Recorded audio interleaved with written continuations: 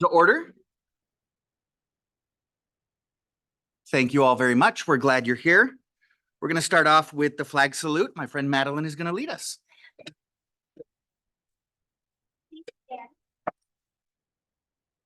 Put your right hand on your heart. Ready, begin.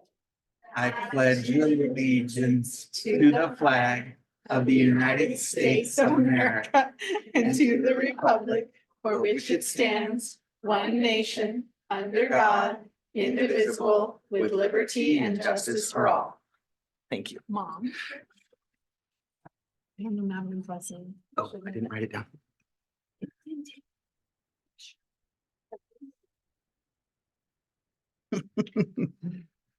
Thank you very much. We have nothing to report out of closed session.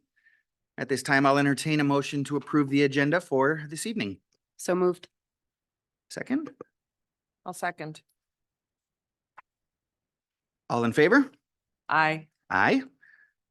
And the agenda is approved 4-0. Do I have a motion to approve the minutes from the regular meeting of the governing board for January 9th, 2024? So moved. Second. All in favor? Aye. Aye. Motion carries 4-0. All righty, we have recognitions. Dr. Hawkins. Did you want to? Or do you want me to? I'm just used to others doing the recognition. Oh, so I okay. was wondering what. We can do that. No, but I can do that. All right. All right. Well, tonight I'm really excited because we have a fantastic partnership with the Kaiser Permanente organization. They have supported us now for the last several years. And so I would like to introduce Miss Amy Weiss and Mr. Brian Rapp of Kaiser Permanente and Ms. Samantha Ford, our wellness TOSA lead teacher on special assignment extraordinaire at West Creek, to speak to you all this evening about our partnership and support we're getting from Kaiser. Thank you. Great. Well, thank you, everyone. Can you guys hear me okay? Lean into the got you. mic, right? Thank you. Well, hello, everyone. I'm Amy Weiss. I'm the community health manager for Kaiser Permanente, covering kind of the San Fernando, Santa Clarita, and Antelope Valley areas. I'm a resident of the Santa Clarita Valley. I grew up in the Santa Clarita Valley, and I am a proud alumni of Emblem Elementary. Go Eagles. Yeah, so I'm always thrilled to be here, and I'm thrilled to be here once again because I don't know if some of you might know me, might have seen me last year. You might even remember, or some of you might know my mother-in-law, Janet Weiss. She was the principal who opened Plum Canyon Elementary, and I married her. There you go, Plum Canyon in the house. And my husband, I married the younger of the two brothers, and he is actually a high school counselor here at Valencia High School. So we have deep roots here in the school districts out in Santa Clarita. So happy to be here today. And we're really happy to be here and proud to be here once again to honor the Saugus Union School District and some of the incredible work you guys have been doing, and some of the collaboration that we've been able to enjoy here at Kaiser Permanente. At Kaiser Permanente, we are the nation's largest nonprofit integrated healthcare system, and we have a social mission, which means that's why I have a job as a community health manager. I got to work in collaboration with community, and we're dedicated to meeting the unique health needs of schools and communities. We recognize schools are passionate about ensuring that all students succeed, but they can't address the health of their employees and their students alone, and neither can the healthcare system. We must work together, which is why Kaiser Permanente created what's called our Thriving Schools program, which is committed to serving as a valuable partner for health in schools and districts across the country, helping to ensure that teachers, staff, and students have the support they need to thrive in learning and in health. We are so happy to be here today to celebrate our collaboration and our partnership, and we thank you for your time. At the end of last year, our Thriving Schools partner, which is called the Alliance for Healthier Generation, who does work across the entire United States, announced its list of America's healthiest schools for 2023. which is a prestigious annual recognition program celebrating schools for their work, prioritizing health needs of students and staff across 9 categories. These 9 categories include increasing family and community engagement. I'd say you guys are doing pretty well right here, right? This is a packed house. So improving nutrition and food access, enriching health education, implementing local school wellness policy, bolstering physical education activity, strengthening social emotional health and learning, cultivating staff well-being, promoting tobacco-free schools, and supporting school health services. To win, schools must exemplify best practices in these topic areas as measured against criteria in the Thriving Schools Integrated Assessment, which is a collaborative tool that provides actionable steps and credible resources to schools and districts to advance their wellness and educational goals. In all, 781 schools across the United States earned recognition for ways they're activating health across one or more of those 9 categories. Out of the 781 schools across the United States, 15 schools are from the Saugus Union School District, which is an incredible feat if you think about how large and how many schools are across those districts. I'm going to recognize those schools real quickly and shout them out. So if you're from one of those schools, please give a woohoo. The schools that were being recognized are Bridgeport Elementary, Cedar Creek Elementary, Charles Helmers Elementary, Emblem Elementary, go Eagles, Highlands Elementary, James Foster Elementary, Mountain View Elementary, North Park Elementary, Plum Canyon Elementary, Rio Vista Elementary, Rosedale Elementary, Santa Clarita Elementary, Sky Blue Mesa Elementary, Tesoro del Valle Elementary, and West Creek Academy. So what I think is really phenomenal, that in itself is an incredible accomplishment. But this next one is what I think blows it out of the park. So of those 781 schools, 14 schools across the nation achieved recognition in all of those 9 categories that I mentioned. 14 schools. 9 of those schools are in the Saugus Union School District.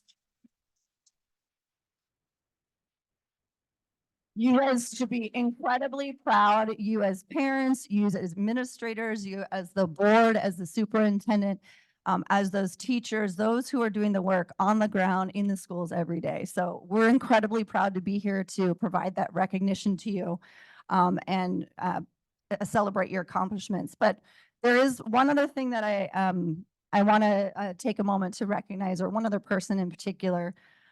There's an incredible amount of work that goes behind the scenes to apply for this recognition, track the progress, complete the applications, work on the implementation programs. And I'd like to give a special shout out to Sam Ford, who I know has been instrumental in this work. And an incredible partner to Kaiser Permanente. So thank you, Sam, for all your efforts for that. So with that, I want to actually share that we do have certificates for each one of those schools that you can proudly display. That shows, it says, congratulations on being named one of America's healthiest schools. Thank you for supporting the health of children, staff, and families in our community on behalf of Kaiser Permanente and Alliance for a Healthier Generation. So we'll make sure that those get to your schools as well. And just wanted to say thank you again, congratulations.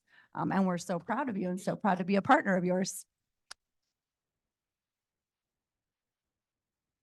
Pam, did you have anything you wanted to say, or I just brought you up here because I wanted to give you the props that you deserve? Really quickly, because I know it's a long night. we're just doing the work and we put it into writing. And really, I mean, everybody is, can attribute or attest to that. So it's all the hard work of the administrators and the teachers who are putting in the work, and we just applied. So we just showcased what we were doing. So we're already doing the work. So we did deserve it. Yes.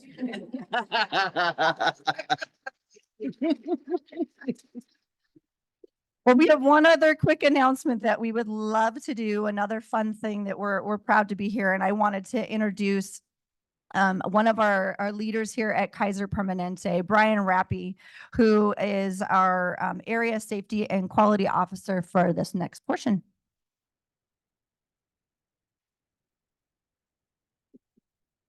Thank you, Amy. And thank you for having us here tonight. It's my honor to be asked to be here tonight to speak to you. I also have a personal connection. I have a daughter that went to Plum, and my wife, a few years prior to the pandemic, worked part-time at 2 schools in the school district here. So very grateful to be asked to be here tonight. Thank you. So we know that 1 in 5 Kaiser Permanente members spend the majority of their time at school. That is why school health is so important to community health. As we continue to take a comprehensive approach supporting the physical health, the mental health, social health, and equity and access for students, staff, teachers, and families, we are looking to continue to support your work in these areas, as well as we cannot do it alone. It must be done in partnership. That is why we are thrilled to announce the awarding of an additional $15,000 community benefit grant from Kaiser Permanente for the 4th year now to the Saugus Union School District to continue your work to foster social and emotional learning throughout your district. Congratulations. We are so happy to be your partners in health.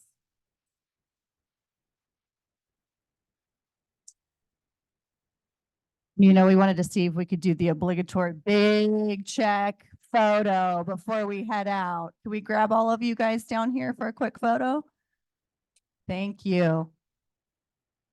Okay, perfect. Yeah, I'll be behind and you guys.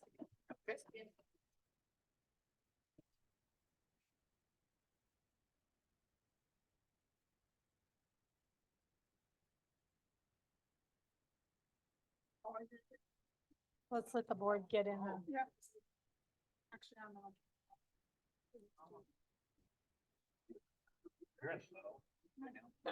But you're not in the middle.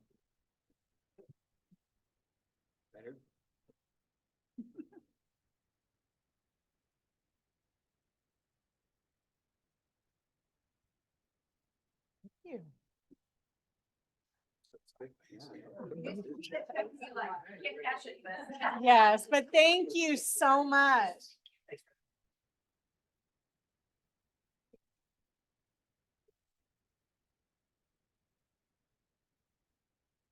Go again next year. That's right, next year.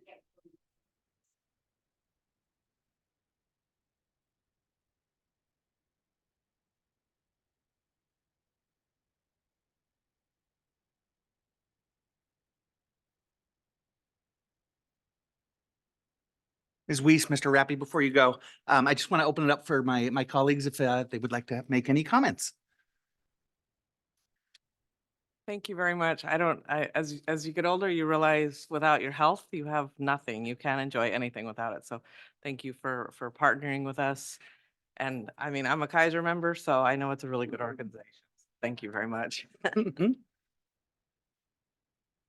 Yeah, I guess I can say ditto. It's very, very exciting to continue the partnership and, great work on our staff's behalf and just, continuing to show the good work that's happening at our schools and how, I mean, I'm very proud of the fact that we've, not only did we win, but we exemplify, we're, the leaders in the healthiest schools. So it's very impressive and we're excited for that. Thank you, guys. Not too much to add, just congratulations to all the schools, all the hard work that we all accomplished, and thank you for being here. Absolutely. Thank you. It's very exciting to hear that all of our schools were honored, and we appreciate your partnership. We really appreciate everything that Kaiser does. in partnership with us and for our schools. And Sam, thank you so much for your stewardship. You're doing incredible things. I think it's kind of ironic that you said we're just putting in the work. You're right. You and the rest of the team are doing the work every single day, and we're very grateful. So thank you all very much.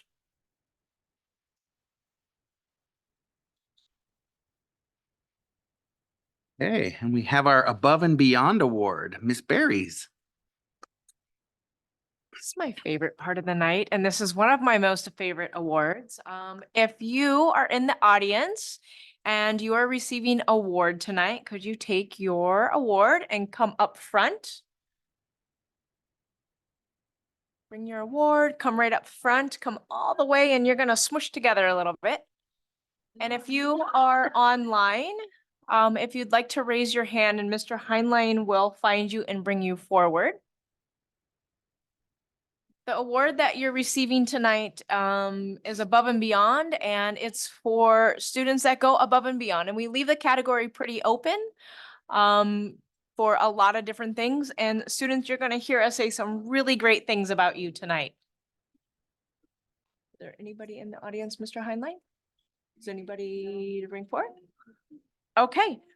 I'm gonna say your name, and then when I say your name, if you want to just give a little wave or step forward a little bit, so we know who you are and know the great things we're speaking about you. Okay. So first up, I have from Bridgeport in 5th grade, Madeline Hibble.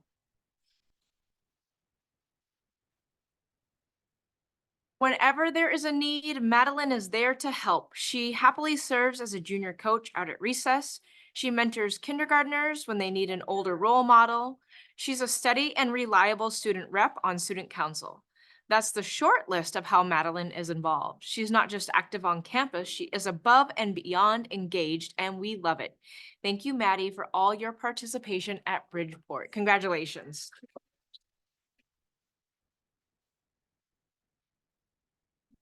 From Cedar Creek in 1st grade, I have Ulaine Hudat.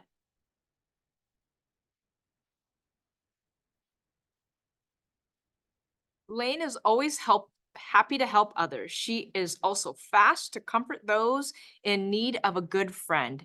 In class, she's a great helper to the teacher and her classmates. She's empathetic towards others and always shows kindness. We appreciate all you do for others. Congratulations.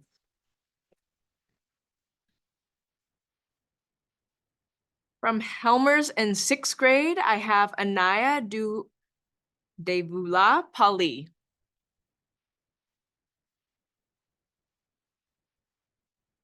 Anaya is not only kind and generous, she is very conscientious. She works diligently on her assignments and never settles for completing the minimum. She takes pride in her work, wants to do her best, and learns from her mistakes. Her compassion and kindness in and out of class are what makes her even more amazing. She always asks how people are doing, pays attention to people when they are speaking, and tries to make sure everyone is included. Simply put, she is amazing. Congratulations.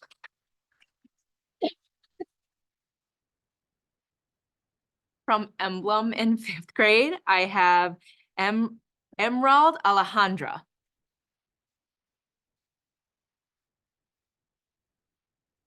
Emerald is an exemplary Emblem Eagle who goes above and beyond in every aspect: effort, academics, and citizenship.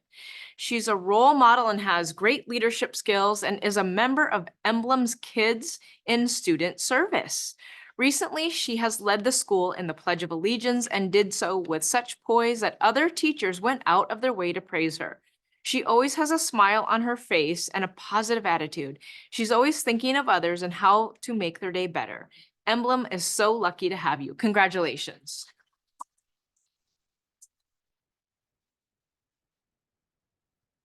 From Highlands in 5th grade, I have Riley Folansby.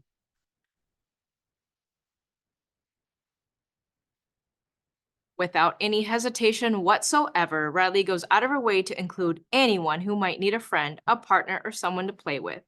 Not only does she join in to help others feel included, she goes above and beyond to bring her circle of friends along as well. She's quick to raise her hand when help is needed and quick to go the extra mile when she needs to go back and check her work to make sure that she has done her best.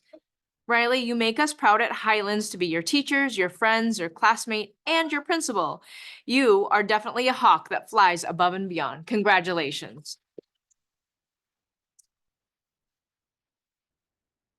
From Foster in 4th grade, I had Richard Escolian.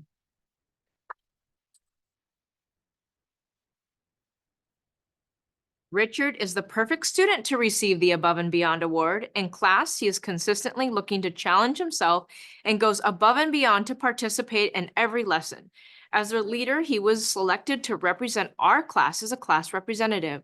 He goes above and beyond to ensure our classroom's voice is heard and always completes any work he misses due to his student council responsibilities.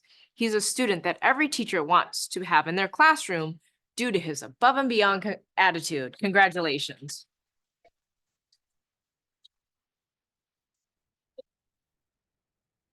From Mountain View in 4th grade, I have Miel Abajan.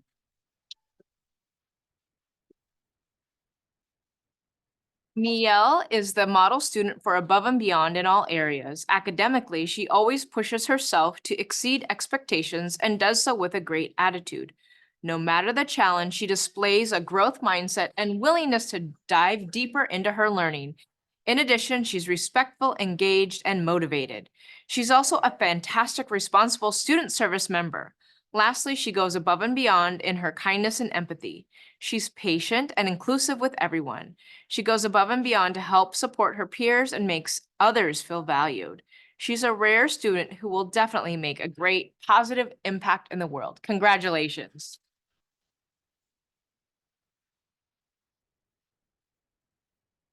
From North Park in 3rd grade, I have Charlotte Babaknian.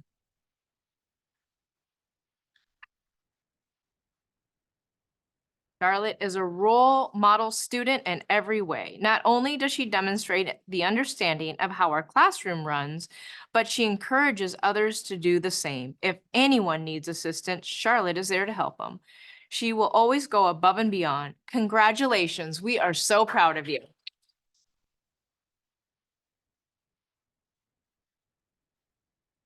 From Plum Canyon in 2nd grade, I have Athirad Vupala.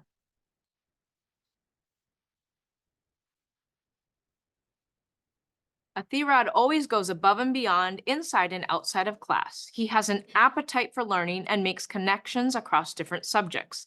He is the first hand up during discussions, a great friend to classmates and other peers, and always works to the best of his ability. He's always positive and strives to bring positivity out in others. He shows respect to everyone on campus, young and old. He shows integrity by doing the right thing and letting his teacher know if he happens to make a mistake.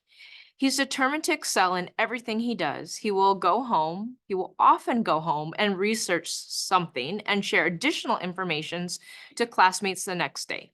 He shows excellent by always going back and fixing his mistakes. He wants to understand where he may have gone wrong so as to not make that mistake again. He shows brilliance in his love of learning. He looks forward to coming to school each day. Congratulations.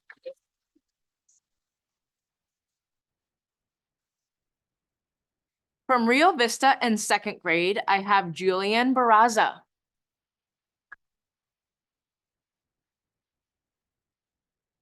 Julian is also always showing kindness, follows the SOAR promise daily at all times, and exhibits a desire to learn consistently.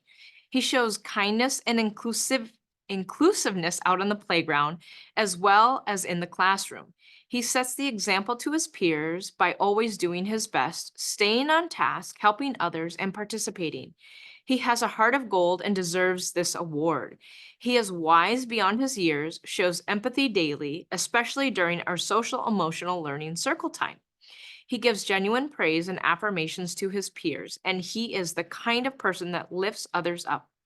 He's a wonderful person to be around. We are so lucky to have him in our school. Congratulations.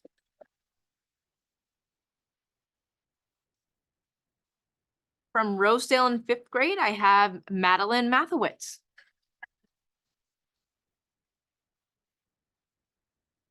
Maddie consistently goes above and beyond in her work at Rosedale.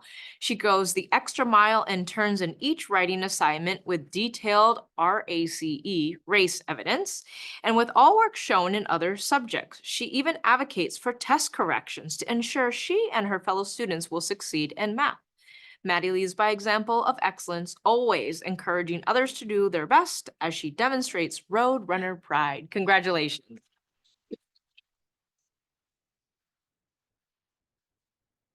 From Santa Clarita in 6th grade, I have Brandon Common.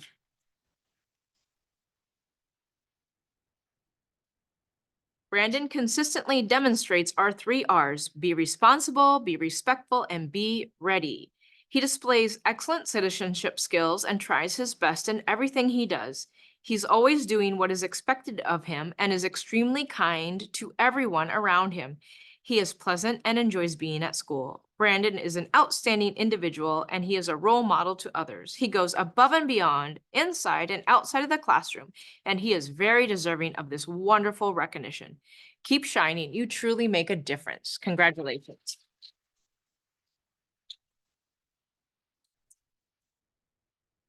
From Sky Blue in 4th grade, I have Dexter Ryan Gavola.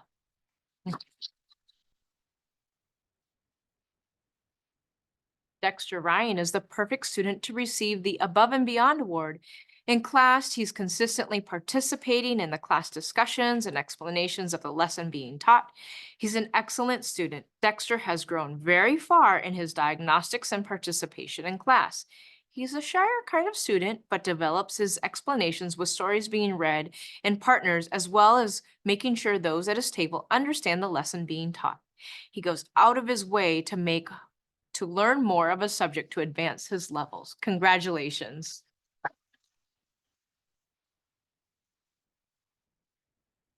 From Tesoro in 3rd grade, I have Hasti Padfar.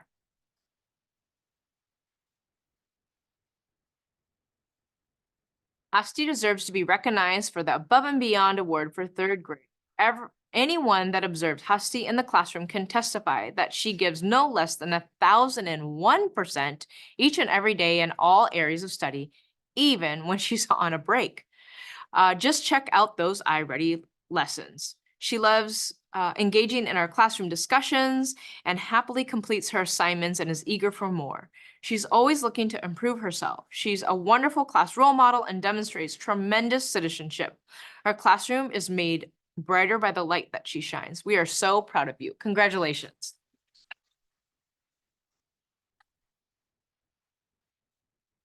And from West Creek in 3rd grade, I have Farah Solomon.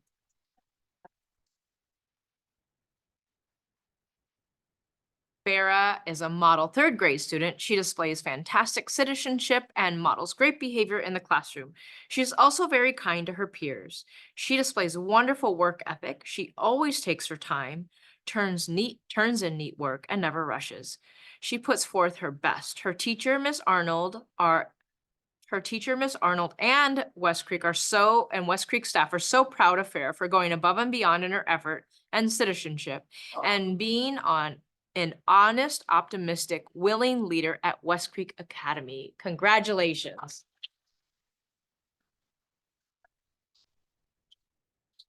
Vince, if you stay here for just a few minutes, we are going to take a picture and have the board say some wonderful things, but I'd like to congratulate each and every one of you again. Mr. Watson. Absolutely. So we'll take pictures first. Yep. All right. All right. We can You kind of guys are gonna scooch in. Squish into the middle. Just kind of get as close as you can. We're going to squish up here. Squish, squish, squish, squish, squish, squish, squish, squish. Listen to Miss Monica. She will arrange you.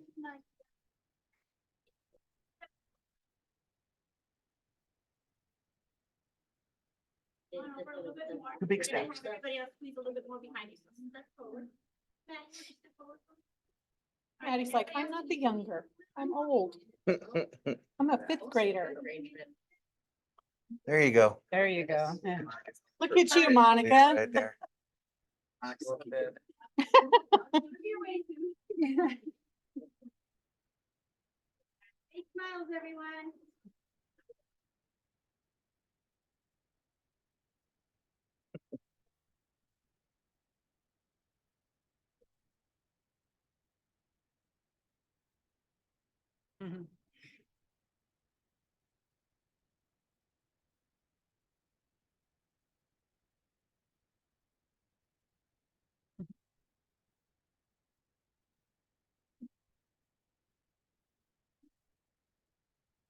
Okay, stay here for just a minute longer, but you can relax, you can spread out again.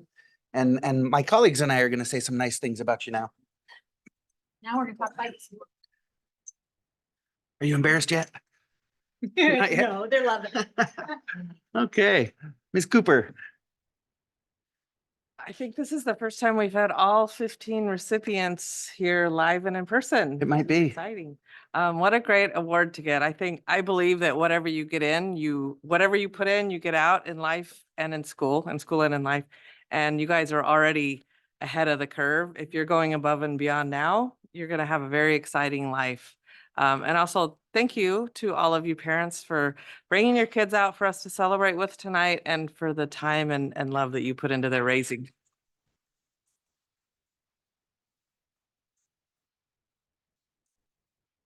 Mrs. Garabay.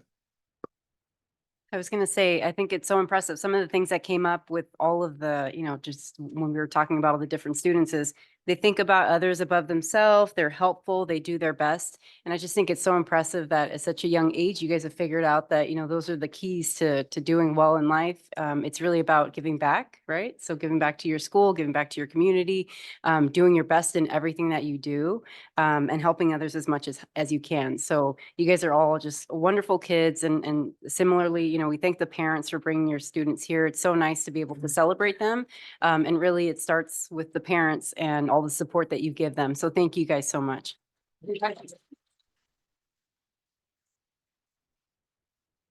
Ms. Grease.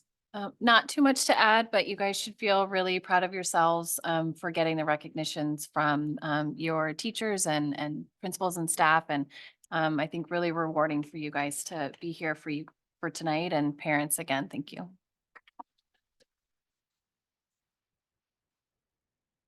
Absolutely. I just want to agree with all my colleagues. Just listening to everything that your schools had to say about you, you really do seem to deserve an award called the Above and Beyond Award. It's really obvious the care that you're putting into what you do at school every single day, and we're grateful to have all of you. Thank you. And with that, parents, I know you're going to want to take a couple more pictures, so we're going to take a short recess and allow you to do that, and we will re-adjourn in just a few minutes.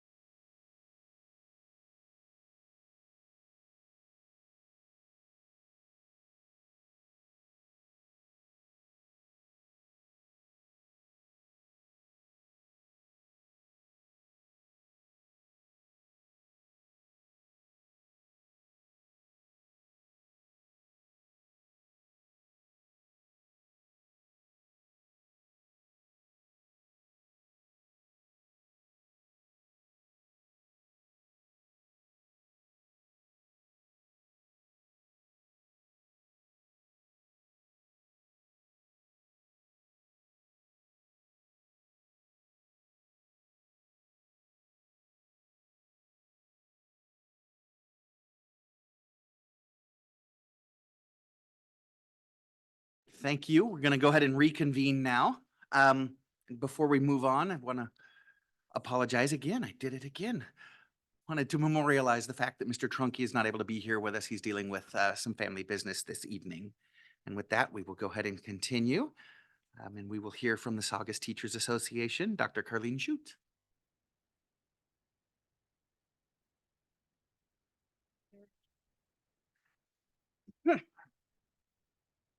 Correct.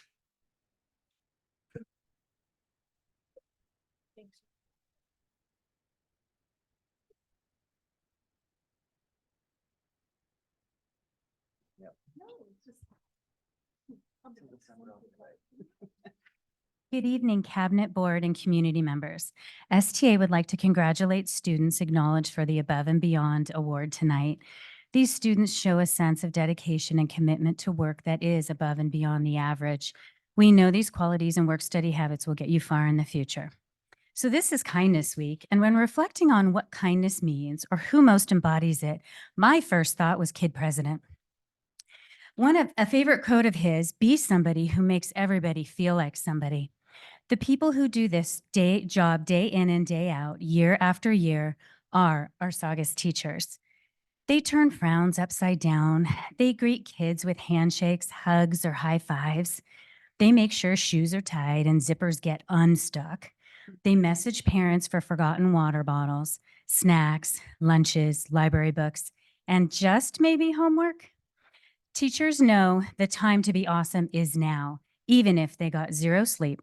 Their toddler is teething, and they ran out of Keurig cups at home. Teachers teach. They develop language, social emotional skills, and work study habits. They parent, they console, they negotiate and problem solve. They encourage and inspire. And according to Kid President, you don't need a cape to be a superhero. You just need to care. I guess that settles it. Our teachers are definitely superheroes. And since it's Kindness Week, let's show our teachers how much we value them. Show appreciation, get to know them as people and not just teachers. Teacher of the Year is great and all, but celebrate the achievement and growth of teachers at your site and the growth that they make all year long. Ask them for ideas on how to make the school better and be sure to listen. Leave thank you notes and messages of appreciation when you walk through the door. Help your teachers learn and grow. Notice their strengths and encourage them to grow. This will build capacity and confidence that leads to teachers that feel able, supported, and appreciated. And as Kid President often said, pep talks are nice, but they aren't a one-time thing. We all need them again and again from time to time because people grow, days pass, times change, challenges come, and we all need little reminders. Show our teachers some kindness this week for all they do for our students, their families, their schools, and their district. And speaking of superheroes, we get to acknowledge one right now. Hi, everyone. My name is Robert Desmond. I'm a 5th grade teacher at Emblem Academy, and thank you. I was going to ask the Kaiser people, since I've taught at 4 of the schools that received those awards, if I could get like a discount on my co-pays. I'll see if I could arrange that, but they left. All right, so we were talking at our STA meeting about honoring the best of us in STA, and so I'm here this evening and happy to highlight Shannon King from Emblem Academy as an example of STA's best. I tried to keep this to a minute, but I was unable to because of all the things that you do on campus, so you're just going to have to deal with it. I've worked with Shannon for the past 10 years at Emblem. During that time, something that stands out to me is her leadership in technology at our school. She has put together an online launchpad with links for staff to access important information, which we use regularly. She has put together Google slideshows to assist our administrators with presenting information to staff, and that's the last, I don't know, 4 administrators that we've had. Without her, I think that they would be lost. Emblem Academy is an STEAM-focused school, which includes the intentional teaching of STEM concepts with ethics and entrepreneurship thrown in for good measure. Our teachers teach seminars to our students, which provides students with an opportunity to choose an elective with an STEAM focus. Ms. King has taught podcasting, coding, and Lego robotics during the past decade of these seminars. I guess she gets bored with teaching one thing and has to branch out. Another aspect of our school's focus is something that we call Flight Suit Fridays.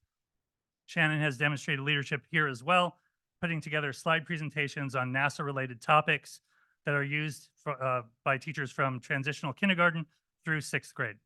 These presentations contain information about the topic for each Flight Suit Friday, as well as relevant video and internet links. Okay, this is the coolest part. And note the shirt that has astronauts on it for this part. Finally, Shannon has been instrumental in providing Emblem Academy with what truly is a once-in-a-lifetime opportunity, a live downlink with the astronauts on the International Space Station.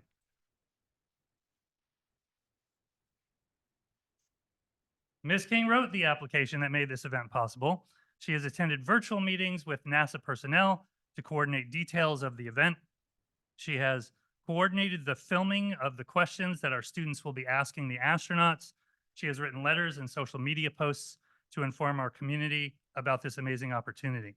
She's put together additional Flight Suit Fridays that focus on specific aspects of the International Space Station. She has organized both staff and parent volunteers. She has planned a school NASA family night as well as the details of the downlink event itself. In short, she has been the driving force which has brought all of this to Emblem Academy. This amazing event is scheduled to happen on February 5th, less than 2 weeks from now. Finally, in conclusion, Shannon goes above and beyond in her commitment not only to her own 6th grade students, but she works hard to benefit all of Emblem Academy. She is well-versed in technology, she is a leader at the school site, and she is an excellent colleague. I am also proud to call her my friend and my work sister. Shannon King, everyone.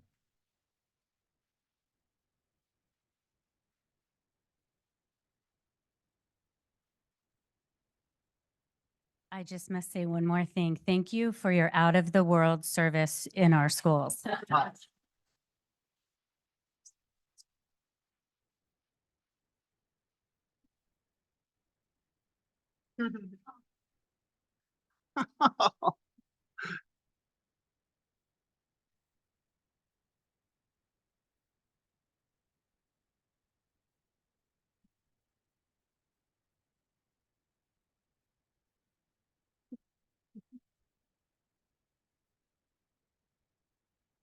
Indeed, thank you all.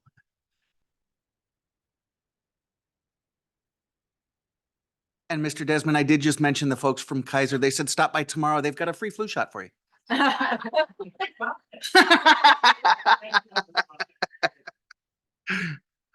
Okay, and for the California School Employees Association, Chapter 112, is it Ms. Delmy Calderon? Yes?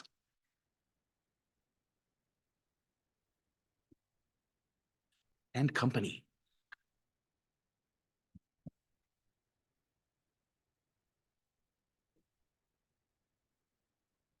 Good evening, good evening, cabinet, board members, and community, and principals, teachers, community.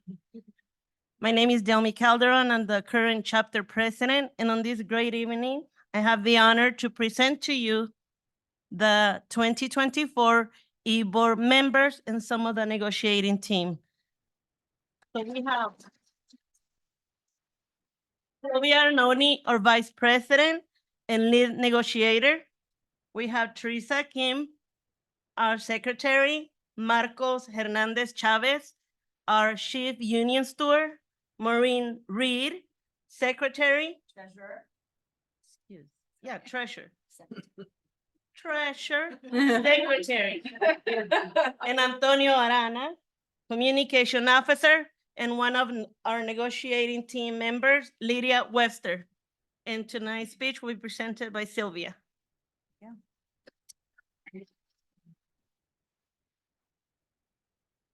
Good evening, Cabinet, board members, and community. CSEA would like to congratulate the recipients of the Above and Beyond Award. A heartfelt praise goes out to you. I would like to thank my wonderful colleagues for being here tonight. Know that you are valued. Our classified employees are full of gratitude for the many changes that have come our way. Change is welcome. The word change defines something as newer, different, sometimes better, or improved. This is not always the case, as our classified employees work very hard and find it difficult to make ends meet each month in today's changed economy. Prices for the basics in our everyday lives have increased exponentially, causing hardship for many. Teachers are not the only ones who feel overworked. Most of our classified employees feel the same. The face of education has changed and difficult tasks have increased. It's wonderful, though, to see smiling faces as our classified employees face the many challenges work and life present them with. In life, we can learn every day from anyone, coming from any walk of life. Years ago, a farmer told me that fellow citizens are like plants. Yes, we know they need to be nurtured, but we must tune into what a plant really needs. Does it need more sun? Does it need less water? Our message tonight is to tune into what those surrounding us truly need and to do what we can to help them and to include them. This is what we teach our students, what we stand for, and what CSEA is all about. As lead negotiator, I would like to communicate that we have come together to start negotiations. This is a beginning. Our common goal is to collaborate, ensure progress, and to achieve success. If our classified employees are struggling, we are all struggling. If our classified employees are adequately compensated and appreciated, we all thrive. Let's work together to ensure that all classified employees at Saugus Union School District have the salary and benefits they deserve to live more peacefully, allowing them to do their jobs better. This benefits everyone. Thank you.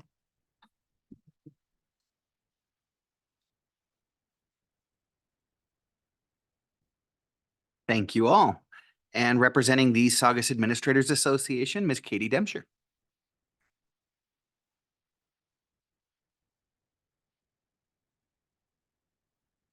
Good evening, Governing Board and Cabinet members. I'm Katie Demscher, Principal at Emblem Academy. We would also like to congratulate all of our students being recognized tonight for going above and beyond at school. They are truly our role model students and make our schools a better place for everyone. We would also like to add that special thank you to Emblem's Shannon King, recognized tonight for how she goes above and beyond for the Emblem community to have our educational downlink event, along with everything else you got to hear tonight. Though being recognized publicly is not her most favorite thing, she definitely prefers to be that behind the scenes person, really helping to move everyone forward and give us all of these amazing opportunities. So we are very grateful for her. It is my pleasure tonight to speak on behalf of the Saugus administrators regarding our efforts with family engagement. Promoting family engagement as a shared responsibility between schools, families, and communities is crucial for fostering a holistic approach to education. Recognizing that schools alone cannot meet all the needs of our students, this collaborative effort not only enhances the learning experience, but also contributes to greater equity in education.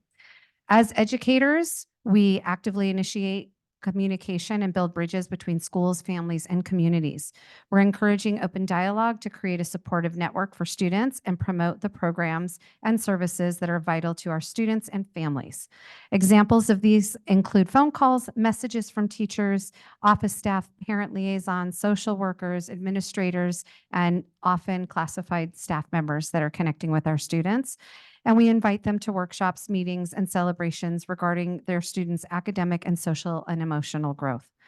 We provide home visits to support those family members as needed as well.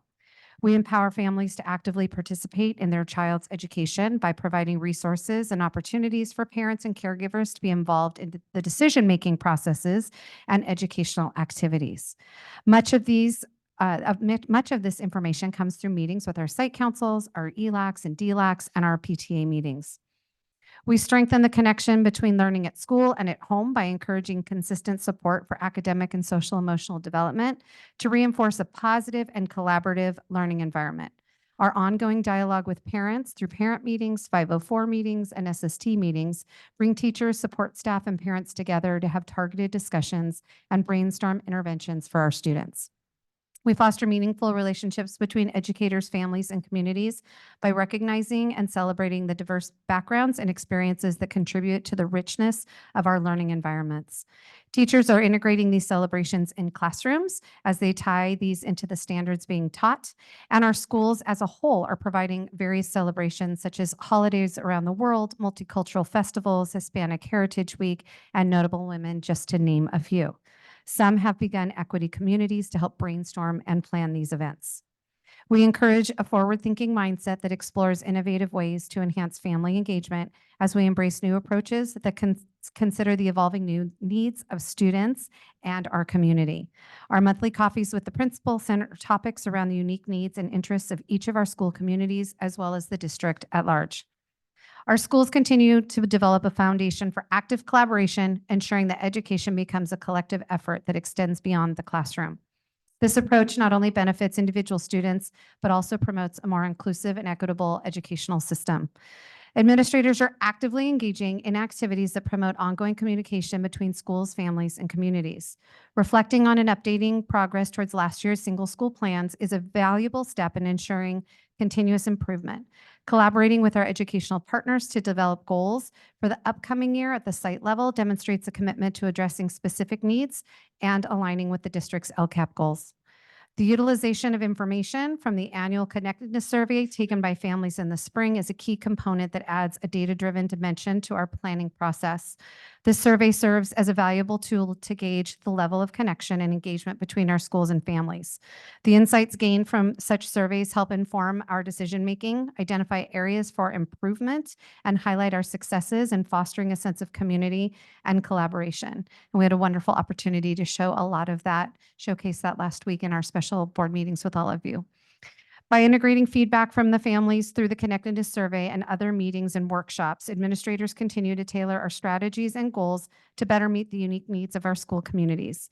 This process of reflection, planning, and data-driven decision-making contributes to a more responsive and effective educational environment. Continued emphasis on communication, collaboration, and the use of feedback mechanisms such as these exemplifies a proactive approach to creating a supportive and inclusive educational system. It also reinforces the commitment to our ongoing improvement and the pursuit of goals that align with the broader objectives of our district LCAP.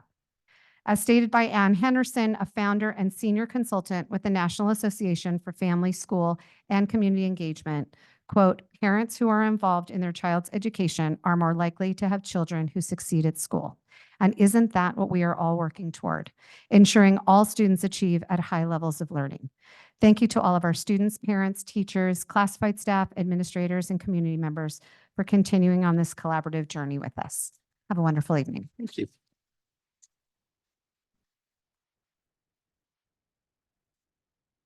And speaking on behalf of representatives from district parent leader organizations, school site council, or other district advisory groups, Ms. Cynthia Santos, PTA President, Emblem Academy.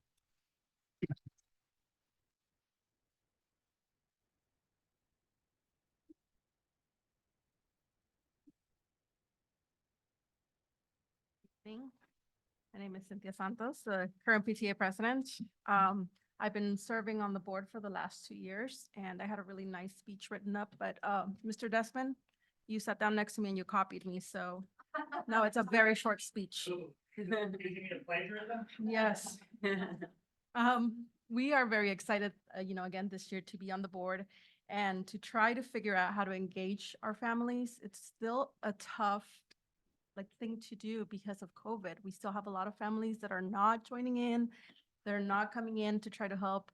So we're finding different ways of trying to get them to come into the school and, work along with the students and with us and to help out the school and the teachers. We are creating all these magical events in hopes that they will come and they will see how fun it is and come back into the school and help us bring back everything that the schools were before COVID. Recently, we've been working in Everything Space, and it's been amazing to work along Miss Shannon King. And this is her long life dream, along with Mr. Baker and Miss Blue, and now it became Miss Dempsher's long dream. This is your new passion. Thank you. So that has been really, really fun to work in try to like get together, and we're very, very hopeful that this event will happen on the 5th and that we will finally get all of our questions answered. Our students are very excited to participate in all of that. And the board itself is very excited to participate in everything that has to do with all the space that we just had a family night. And that we were very happy to see so many families come out and, work along the teachers and build the space shuttle and create all of these all different space themed things. Beyond that, what else can we say? We've worked very, very hard along with these wonderful teachers, and the admins have been amazing in helping us bring everything that we possibly can into the school and bring all of the community back in to help us bring some sort of sense of family into it again. Thank you.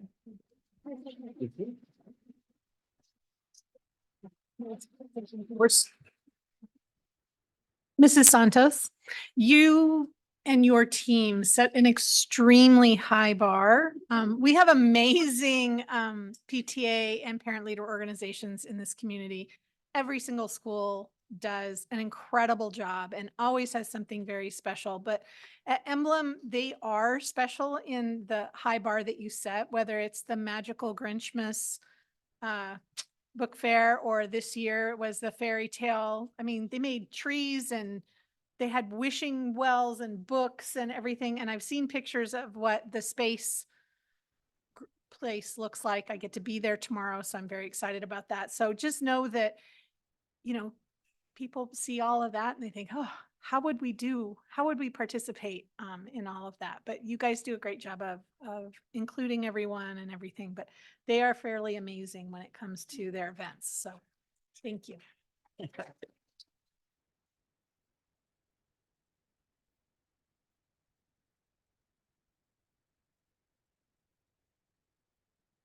I baked from my book this year. Okay, representing the Child Development Programs, Dr. Karen Frachter.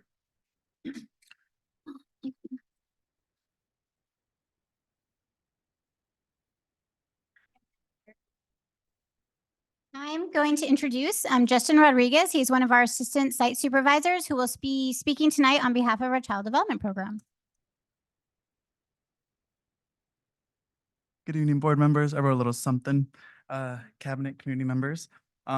I will say it is quite an honor to be speaking, on behalf of the CDP program. I serve as the assistant site supervisor for the ACES program at Cedar Creek Elementary. I began my journey with SUSD in 2016. From 2019 as an activity leader, then went on, to earn my AA, BA and all that, but decided to turn back to the CDP program as part of the leadership team. I've been with the ACES program as of March 2023, and since then I've been able to really proudly uphold the educational, social, and collaborative morals that this program stands by. To begin, we always enjoy greeting our team with a positive attitude and outlook for the day ahead. We make it a point to ensure that everyone, including our guest activity leaders, that through it all, we're a team.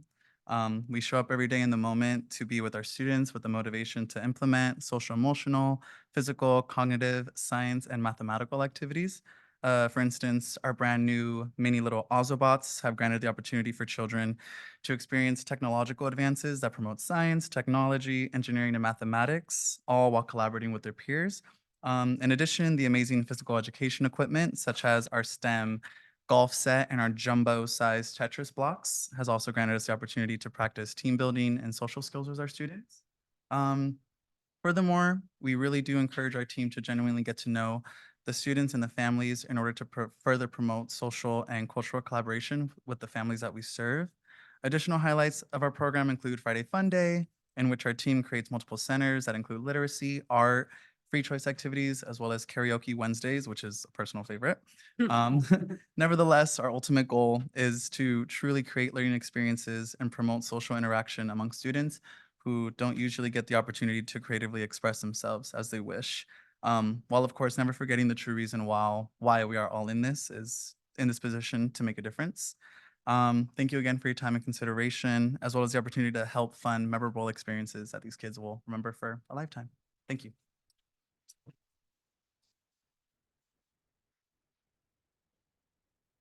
Thank you very much. And now for the superintendent and cabinet reports. Mrs. Berries. Okay.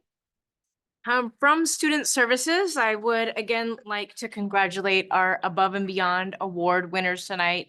Many of the things that you heard about the students really embody our Kindness Week and the Kindness Challenge that is happening this week. I hope many of you got a head start on your checklist and have been able to check some of those things off. And I really think that it doesn't have to be some grandiose act, just a simple act of kindness or empathy can really turn around a person's day. I just wanted to mention on our Kindness Week, there's some Spirit Week that you can still participate in. Today is Tie Us Together, so you're supposed to wear a tie. Tomorrow, Team Up for Kindness, so wear your favorite sports gear. Thursday, I was talking to Dr. Stevenson, although she might decline this, is work out your problems with kindness and wear your workout clothes or shoes. And then Friday is share the spirit of kindness, wear your school gear. So looking forward to some of those days.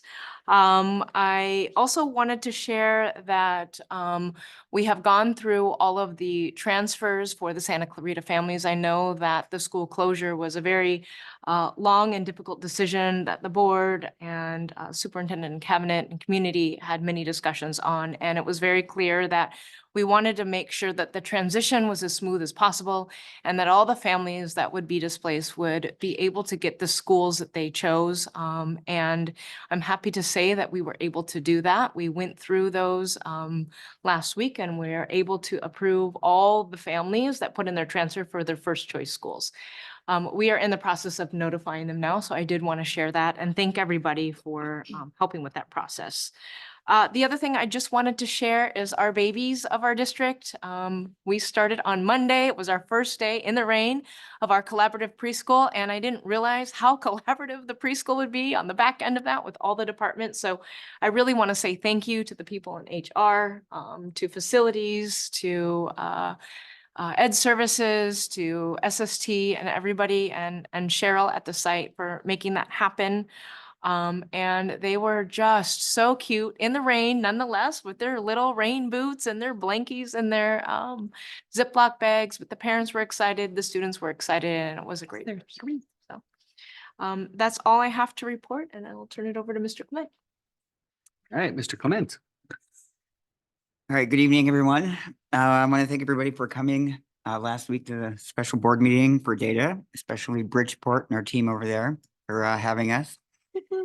Also, we are in the middle of our iReady diagnostic number 2. So that will end this Friday and we will very quickly get some data and results for some ever so patient folks that are waiting for that. We're excited to see that growth. And then just along with that, we've got our 21st century team out doing science lessons at the school, various schools. And then Andy Sheridan has just completed her second official round of Orton Gillingham OG style training here at the district office. We actually had some folks from Castaic join us for that training. So it gave them an opportunity to not have to travel, as well as us an opportunity to not have to travel, which saves money. And we actually get a little bit of a lower price when we have folks from other districts come like that. So it really is a nice benefit for the entire valley and is a good way for us to show that we're working together. So with that, we'll move forward. That's what we're doing. Fantastic. Thank you. Kudos for collaboration. Hey, Dr. Stevens. All right. Well, I'm negotiating with STA on Thursday, so that's why I probably will decline wearing sports workout clothes. I just want to say congratulations to our schools for receiving the Healthiest Schools Awards and to our students for their Above and Beyond Awards. And other than that, I think that's all I have right now to share an open session. All right. Thank you. Mr. Heinlein. Nothing like the business guy to rehash bad news. Oh, great. I did want to remind the board during the last meeting, we talked about the new estimated COLA going from 3.94% to 0.76%. So a decrease of 3.18, which really represents about $3.2 million. And since then, we now know the estimated COLA for 25-26 going down 0.56%, which means that second year goes down by $4.2 million. So we have quite a bit of work to do to kind of try to offset those decreases. On a positive note, I did want to mention the groundbreaking at Foster. It was a fun event. Typically you do a groundbreaking when you're breaking ground, but I think here it's more fun when you have stuff in the air and you can actually see what's going on. So that's all I'd like to say. Thank you, Dr. Hawkins. Thank you to everyone. I'd like to say congratulations to the kids who were recognized for the, what is the word? Recognized for the Above and Beyond Award tonight. This last couple of weeks, since we came back from winter break, we had the opportunity to do our annual data night. We normally do that in September, but because of some hurricanes and other events, we had to postpone it. Yeah, we had to postpone it until now, but it is always an amazing event where all of the principals and their school leadership and their parent representation share the common work that we're doing and the unique features of each of their schools. And when you get the opportunity to see that positivity and that honest owning of our progress, it is a really very, very positive event. So it was very fun to see that. We've got lots of groundbreakings and ribbon cuttings coming up, and I'm looking forward to working with my Student Advisory Council. This is Kindness Week, and we participated in the Great Kindness Challenge before it was a big thing for the state. Now it's a state recognized week. So we are actually working with the Student Advisory Council, which is my group of 4th and 5th graders from every, 5th and 6th graders from every school. And we're working on a no name calling week, and that'll be done in combination with students and their ideas for that, and in coordination with our parent leadership groups. So we will let you know when that's going to be and what kinds of activities we're going to be doing. And then finally, I'm really excited about, well, not finally, I'm really excited about our writing pilot. We know that good readers are not good writers, but good writers are always good readers. So we're working on academic writing next, and we're piloting it.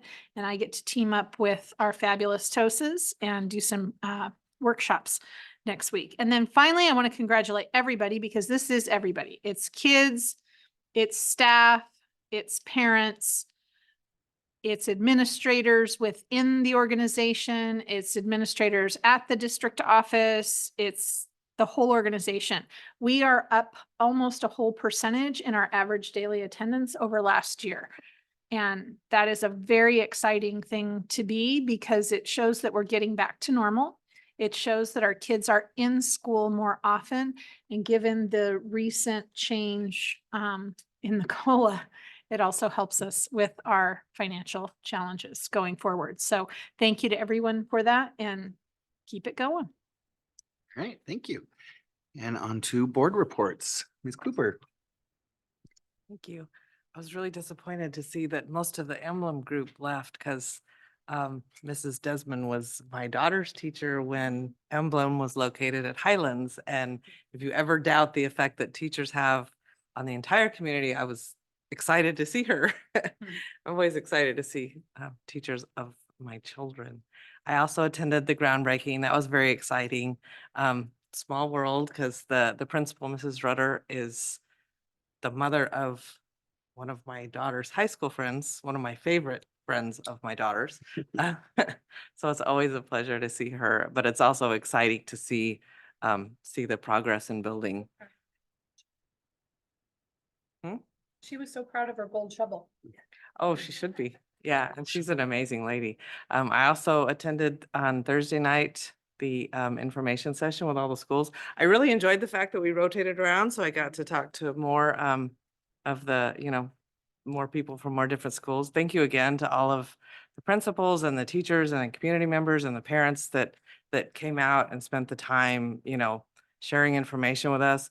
And, some of the news was not great and some of the news was really good, but what really excited me is, like, there's always the attitude of, okay, can we do to better this? And even when it's great, can we do to make it even better for our kids? So I was really excited to, see everybody come together and share ideas. And, we all have our own little thing that we do, but they also have so many things in common. And so I just want to thank you guys again for the time that you put into that. Thank you, Mrs. Garabak. It's always fun going at the tail end. I think everybody covered it pretty well, but we had a pretty busy board week last week, and it was great. We got to do a lot of really exciting things. The groundbreaking was fantastic. I actually was able to take my 2 kids with me, and they were like, "How do we get to go to this school? We want to go down the slide." So I was like, "Sorry, by the time it's built, So anyways, but that was really fun. It was great to see, the Measure EE funding, coming together and doing something really positive for our schools. So that was exciting. And then I also participated in the data review. My takeaway was, it's great to see all the work that goes into helping our students succeed, right? So instead of just, waiting months for kids to figure out that they're not, understanding something, or there's always there's always opportunities for the teachers to help them, whether it's through, the different clubs where they, get additional support, or it's, there's always something, and we're always trying to help our students. And that was really impressive to me. And thank you, of course, Mrs. Humphreys, for opening up Bridgeport. It was such a great site to do that activity. And I really enjoyed collaborating with the teachers and with all the board members and all the community members that were there. So thank you for that.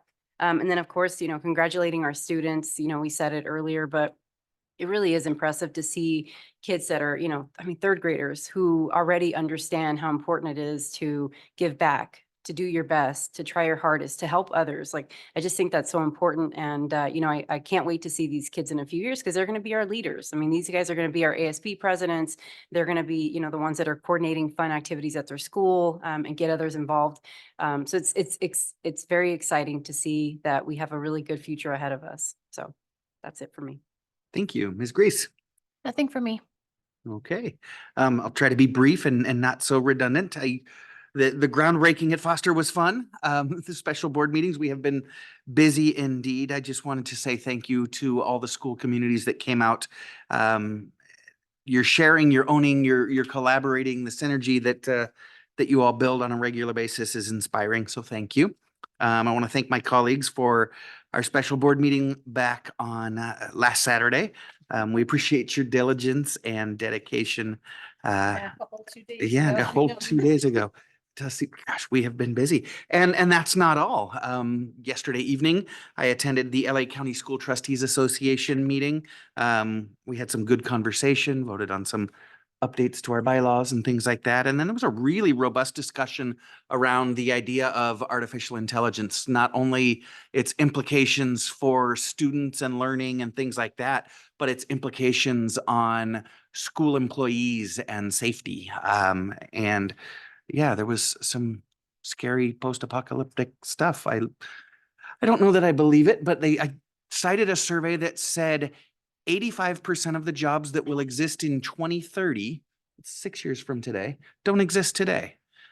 So 85 seemed kind of high to me, but that's still something that's a little spooky. Well, I had the opportunity to meet with Mr. Khan from the Khan Academy. Oh. He talked about AI, remember? Yes. We were all at CSBA, so Yes, that'll be and- an interesting. And he was optimistic about the opportunity. So it's like all things, radically changing technology. There's some amazing opportunities and some challenges that we have to overcome. But I thought it was a very interesting discussion. As always, the Luxa board posts their meetings. It takes a few days to get them posted on YouTube, but you can check that out. If you're interested, let me know and I'll see if I can find the link ahead of time for you. And then finally, I'm looking forward to the Santa Clarita Valley School Trustees Association meeting coming up on Monday, being hosted at Helmer's. So we're excited about that. Thank you all for being here. We appreciate it. All righty. And we'll head on to item 3, the consent calendar. Are there any items that need to be removed from the consent calendar? Okay, then I will entertain a motion to approve the consent calendar as is. So moved. All righty, all in favor? Aye. Aye. It passes 4-0. All righty.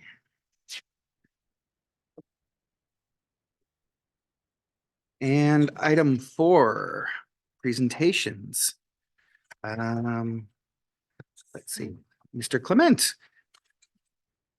Okay. I'm going to have a couple of friends come up and join us. We've got 3 different principals that are going to help support tonight, along with Dr. Fractor, and Michelle Barris is going to help us out with a couple of slides.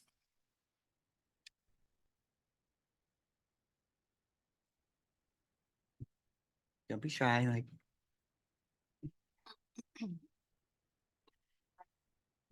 Okay. All right. So as he gets that pulled up.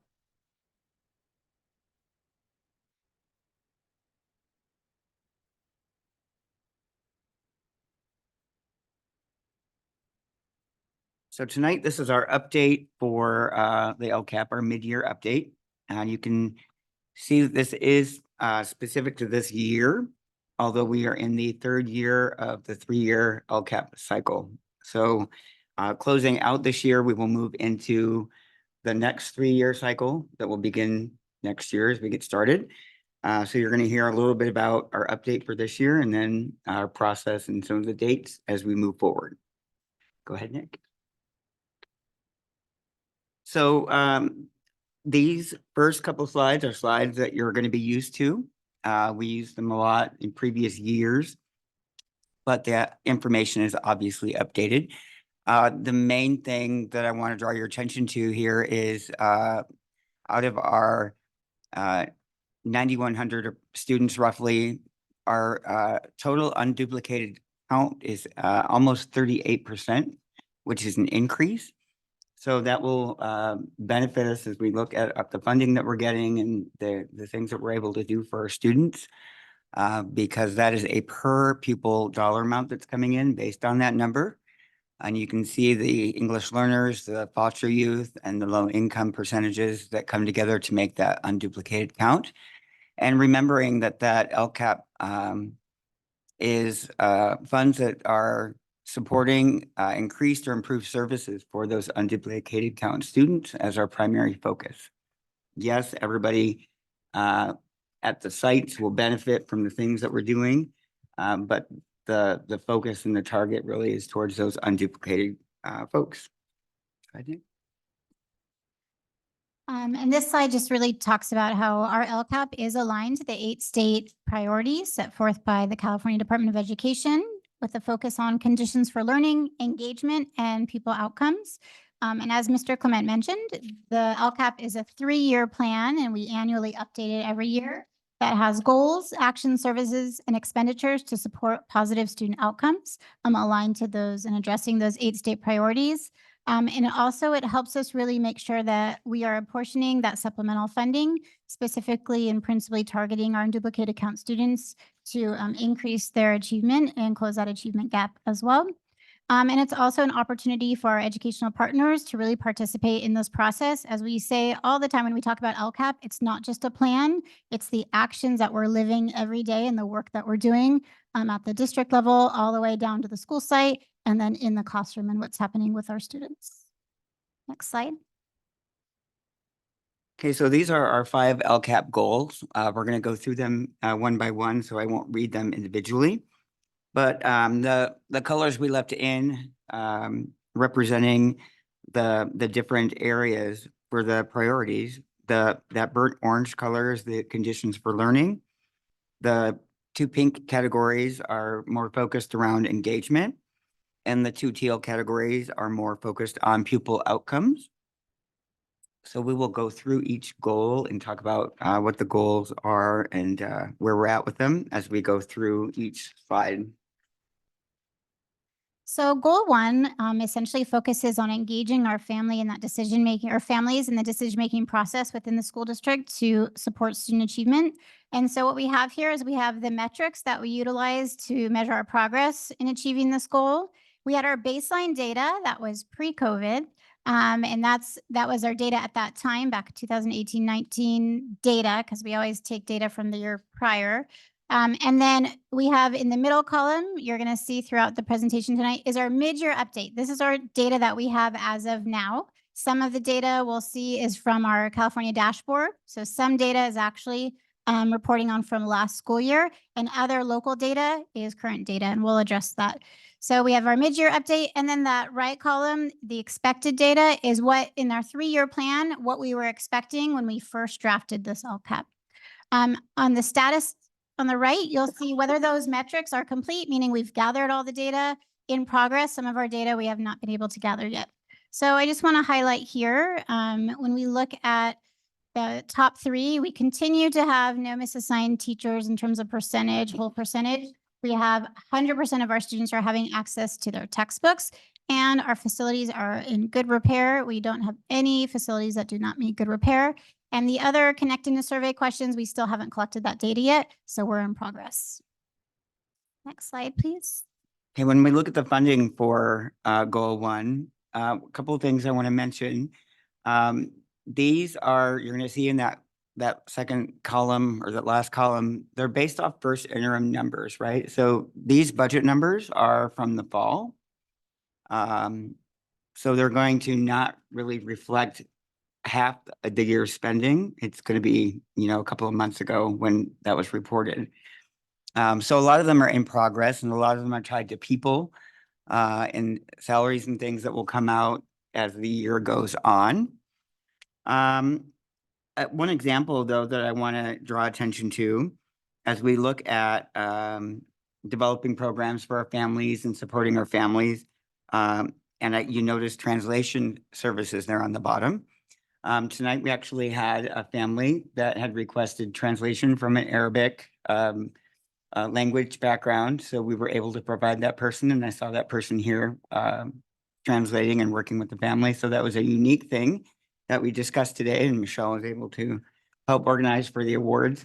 So that's an example of engaging those parents and using that funding there to make sure that those parents were connected and could follow along with that. So it was kind of a cool example of something that we were going to talk about tonight. Go ahead, Nick.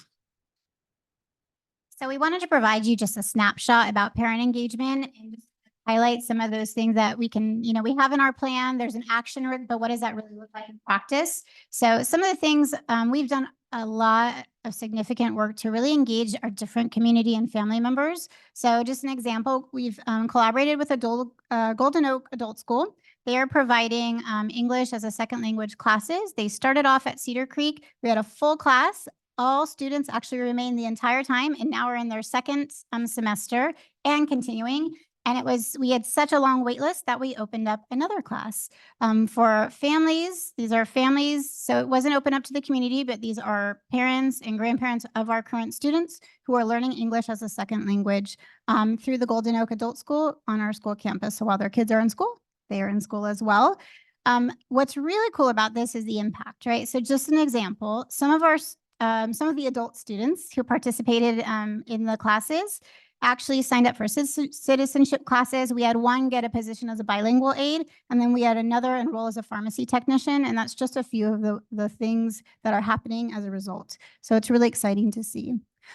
We have our bilingual story time that we're going to share more about at a future time, but this is something facilitated at the start of by our family liaisons. And essentially what we're doing is we're having some story time after school with a parent or guardian and their child. We facilitate a story in 2 languages. Sometimes it's Korean and English. We actually are going to be starting a Punjabi and English one. We have Spanish and English. So the families read together. They read the story together, and then they do a fun art craft activity. So engaging in literacy, asking questions, but in multiple languages. We also have increased our connection with families attending site council, attending ELAC, attending coffee with the principals. So all of our schools are reaching out and hosting these, and then our family and community liaisons are doing some outreach behind the scenes to connect families to attend these meetings, right? Oftentimes we have these meetings, but sometimes people don't come. And this year, we've definitely seen an increase in that. And part of the success of that is really finding out what are the needs and what are some barriers of our families or in different groups of families coming to school. I'll give you an example. One of our family and community liaisons has been meeting with our Korean-speaking families and creating a network amongst them. So not only have they been getting information about what we have available to them, but really building a network together. And what we found is after she's met with them a couple times, they started attending additional meetings such as our DLAC. They attended our DLAC. They attended their own coffee with the principal at their respective school sites. So we're seeing through our Project to Inspire, through our School Smarts, a lot of these workshops are not just one and done. The families are really then going out and continuing and spreading the word and really participating and engaging in their school sites. So it's really exciting to see. Our Title I school sites, our family and community liaisons, along in partnership with the school, are also really working with families to finding out what are their needs, what are their questions, and connecting them to come. And we've seen an increase in engagement because of that.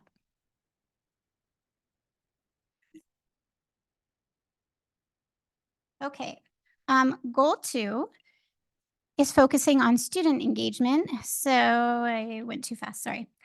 So as Dr. Hawkins had celebrated earlier, one of the highlights here is definitely decreasing our chronic absenteeism.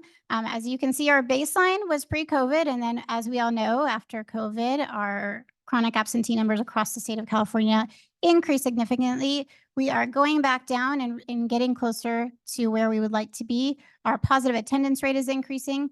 And so as a note, those mid-year updates are current as of January. So that's mid-year data. It's not quite final yet, but we wanted to share that with you. Next slide, please.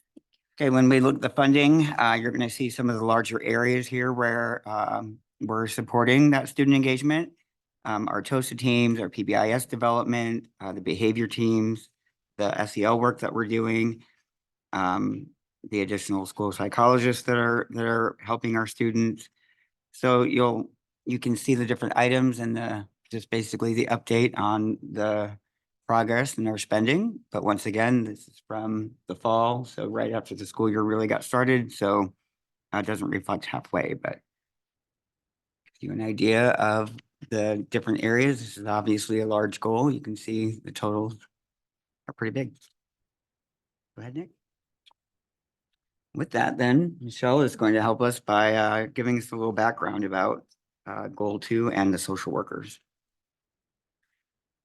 Our school social workers, in this slide, I want to highlight that we have a full and robust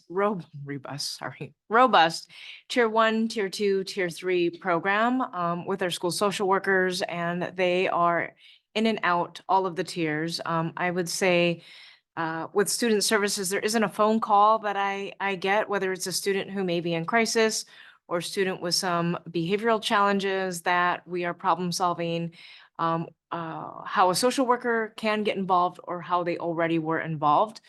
Some of the highlights on here are just some examples of the activities in Tier 1, Tier 2, Tier 3. But that's not all they do. For example, Tier 1 classroom lessons.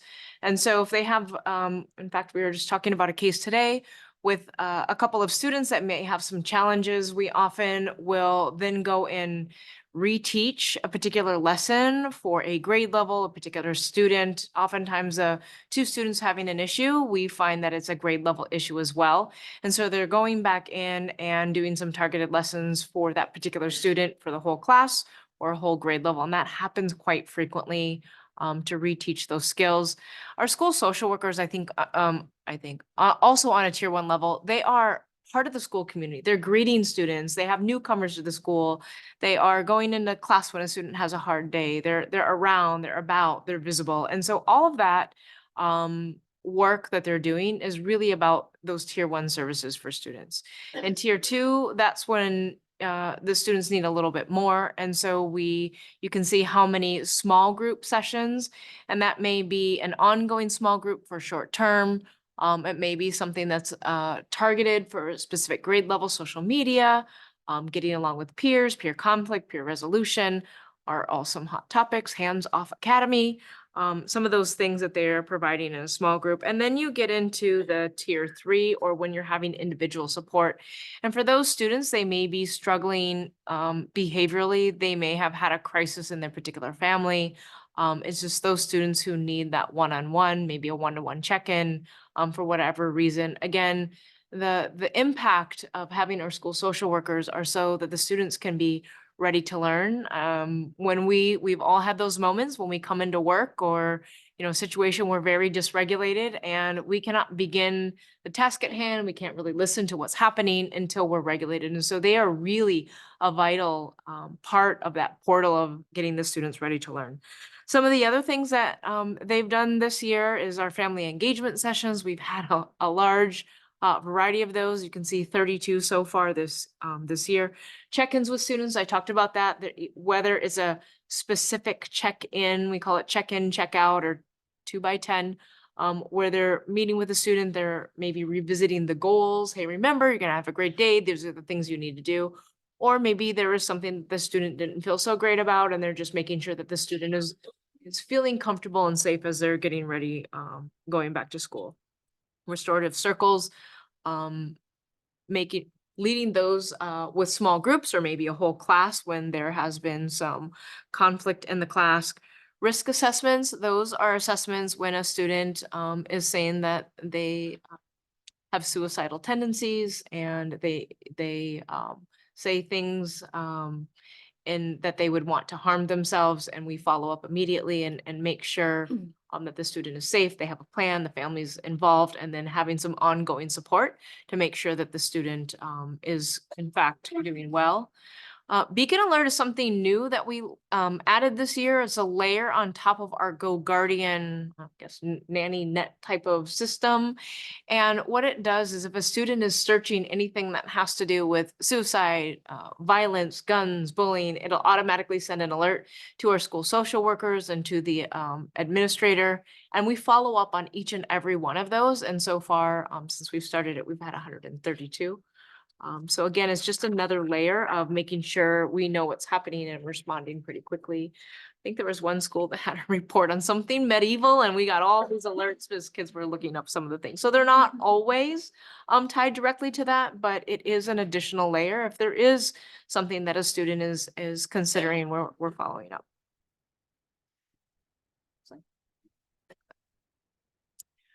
And this is a little deeper dive, Merle, I'm going to ask you to add into a little bit, but this is, I would say, not really a day in the life of a school social worker, but at Cedar Creek specifically, when we talk about our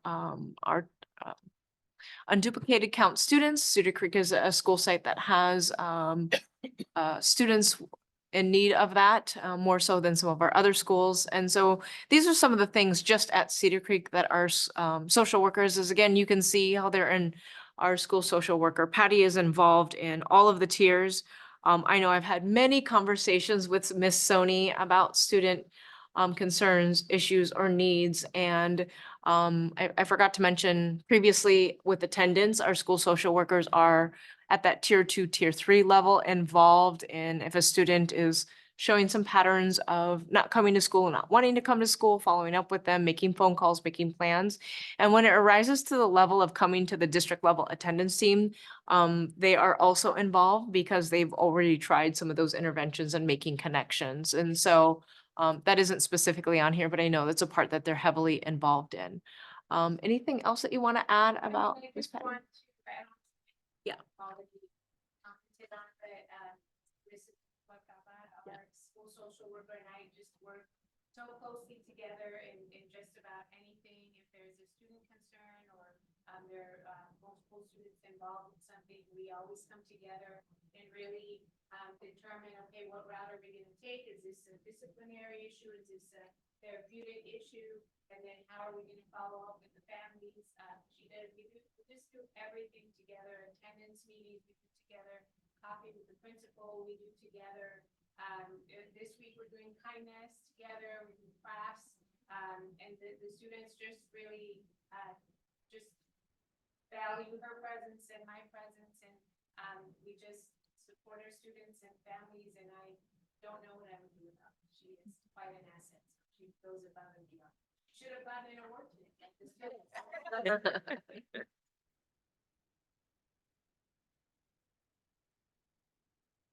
Okay, so goal 3 really focuses on the academic success of our English language learners. So as you can see, this mid-year update, most of the data here, actually all of that, well, no, most of the data is from our California dashboard. So it's from our assessments. So when we look at our how our English learners progressed last year on our CASP and ELA and math. As you can see, they definitely need additional support there. Something I do want to note that our English learners that we're seeing coming into our school district, we actually have an increased number of emerging bilinguals. So we have a lot of families either new to the country or really just learning English when we test them on the proficiency assessment, they're typically coming in starting at a level 1 or a 2. And as we know, language takes time to develop. And so what we're doing now is really working with teachers, working with families, working with schools to really support language development, but also ensuring that students take that language development and are able to access learning in their core curriculum. So their ELA, their math, their science, their social studies. So they're not just learning language in isolation. So we have a lot of our actions, have a lot of plans to support that, but we are making progress in our language proficiency for our students, and we are reclassifying our students. And what we're seeing is when our students are reclassified, they are achieving academically in ELA and in math. Next slide, please.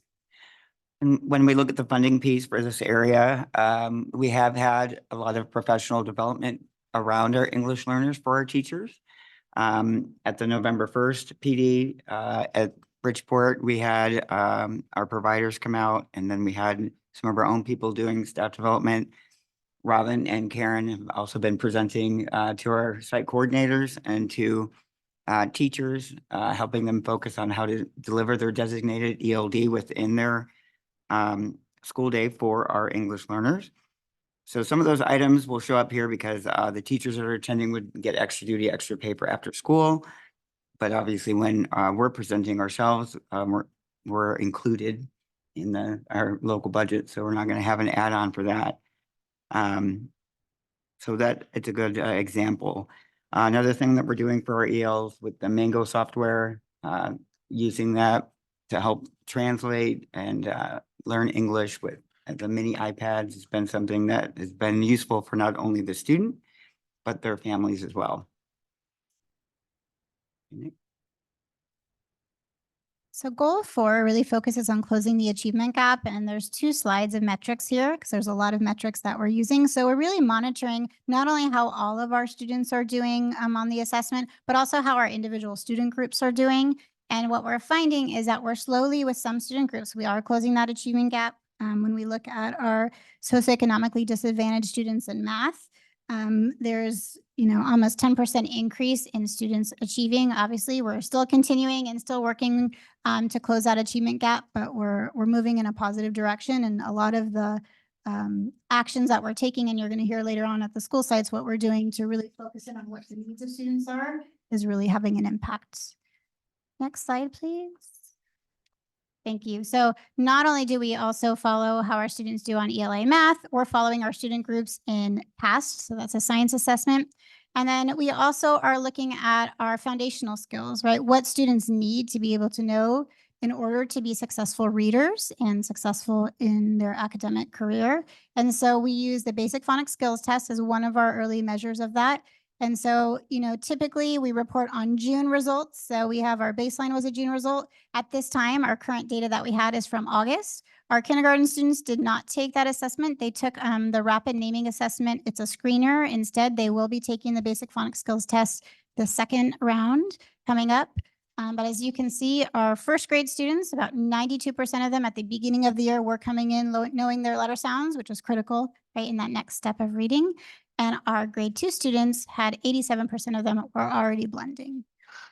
So just a snapshot of that data as we continue. And then just before we move on from the metrics, I do want to just mention a couple of things. Like when you look at the achievement gap closing, but you look at the EL population, it's important to remember that, one of our strongest groups of our students are the reclassified English learners. So those students that are achieving that LPAC level 4, and they're also showing that they're at grade level and performing on state tests or the iReady assessment, for example, they're able to reclassify. So those English learners that are still there, that are part of that English learner number, are those kids that have just moved in, or are those kids that are not a 4 yet. So they're still learning and acquiring their English. And that is going to be a factor when they're, taking the challenge of that that online state assessment, which we know is rigorous. That's just one example, though, of how you have to really look at the data and interpret that to see the whole big picture. But we are seeing a lot of areas of success, like, for example, our African-American population. We saw a significant 10% increase or so there. So that's helping close that gap. And that's something that is an ongoing process that we'll look to continue as we move forward. Go ahead, Nick. So a couple of things I want to point out with the funding when we look at the various pots of money here. One thing I want to mention with the assessment system piece there, we have several different systems right now for various items. We have a program where the Decimini for the SEL screener lies. We are using Illuminate to track some data. We are using Swiss, which is something that we track the discipline with. We have Beyond SST, which is the student study team meetings and how we're taking a look at that data. And really, we've been trying to figure out a way to consolidate that so it's more of a one-stop shop and an easier way to pull all of these items together. So we're looking at a program called Panorama. We are in the final stages of having all of our people check that out and working with the company. Mr. Heinlein just sent me the contract again today that he's helped take a look at so we can get that approved and on probably for the next agenda. You'll be hearing more about it. But it's going to take all of those programs and eliminate them as we can roll them all into this one program. So we'll be able to look at attendance and achievement and where they're at intervention-wise and where their discipline is, all at one time using one program.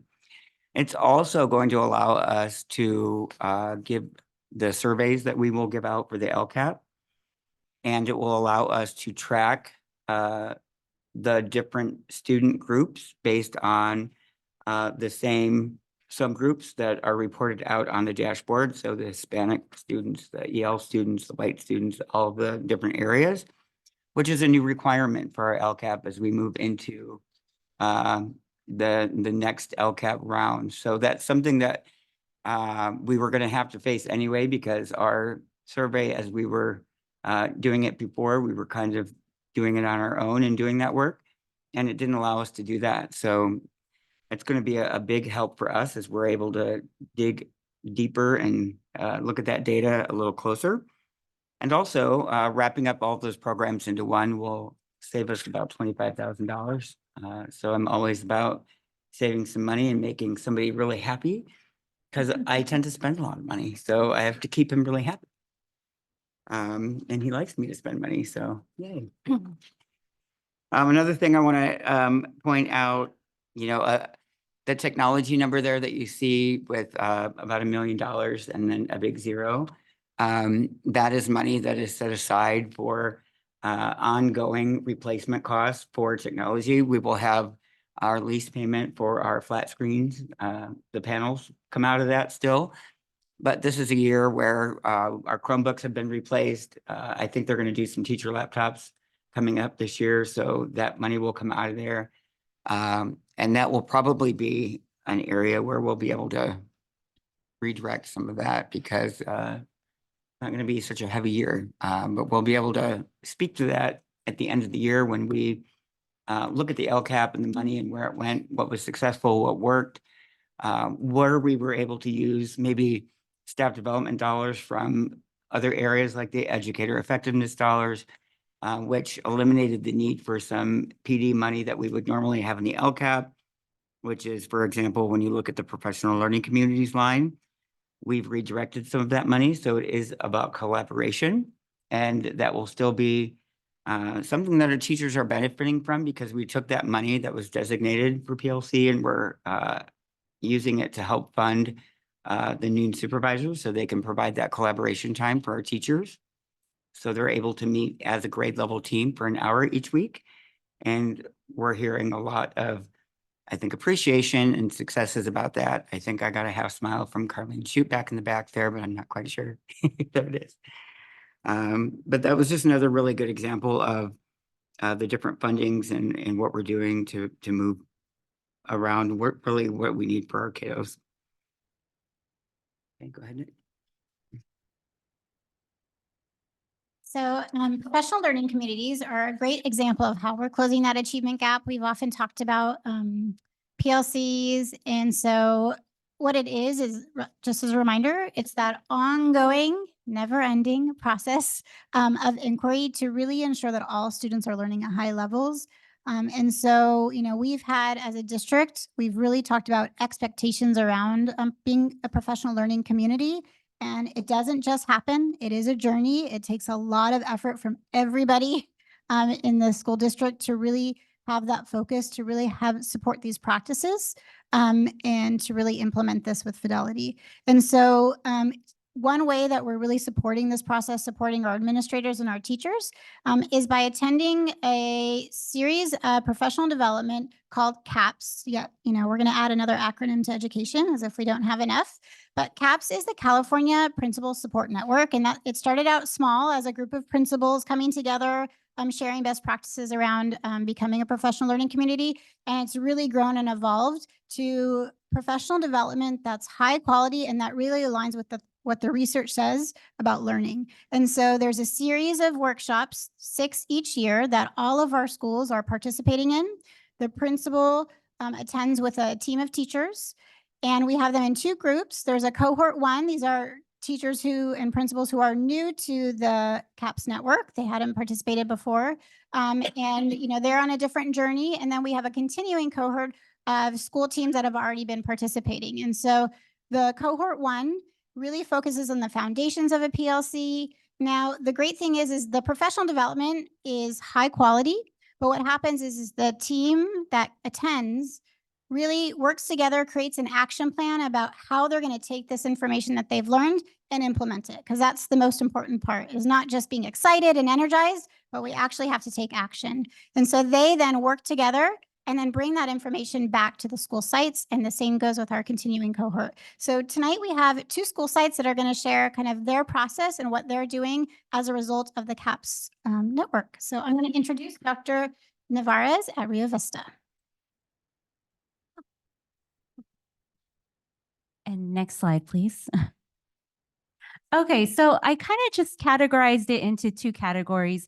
One, establishing the PLC culture, because a lot of PLC work is really creating a culture of collaboration and creating mental shifts in the way we think as educators. And I don't want to go into every specific detail, but you can see some things here around culture, work around culture, mission and vision, creating staff norms. And then, as you can see, there are some articles in quotation marks that came directly from that California Principal Network. And these articles, one of them I want to talk about, the cultural shifts, really talks about, you know, cultural shifts we need to make to really become a PLC. One example is, you know, viewing just your students as my students and then your students or your students, going from that mentality to they're all of our students, regardless of if they're in my class or your class, all the students are our students. So that's just one example of a mental shift that needs to be made to really have a collaborative culture in a school, to view all the students as all of ours, regardless of what classroom they're in. And then I did also collaborate with teachers at Rio Vista, because I know this is my first year at Rio Vista, and I did also speak to the previous principal. So I also kind of categorized it to the work prior to 23-24, and then this school year. So this school year, I was really fortunate to be able to go to the Vegas conference, where I was able to spend time with my guiding coalition and really work together on how we're going to come back and communicate our mission, vision, and our guiding coalition purpose statement, and really lay the foundation of the culture that we needed to establish as a PLC. And of course, we created new staff norms for our new year.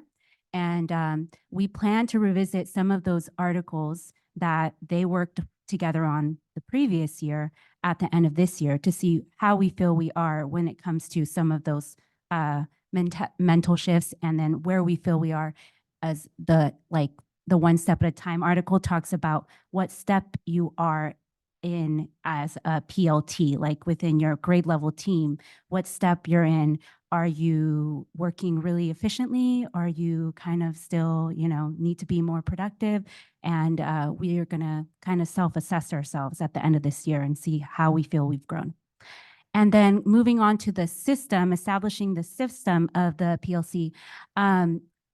Prior to 23-24, teachers did a lot of work around identifying promise standards, creating common formative assessments, analyzing data within their PLTs, their professional learning team, and designing interventions. And they worked with aides and the intervention TOSA to plan cycles of intervention.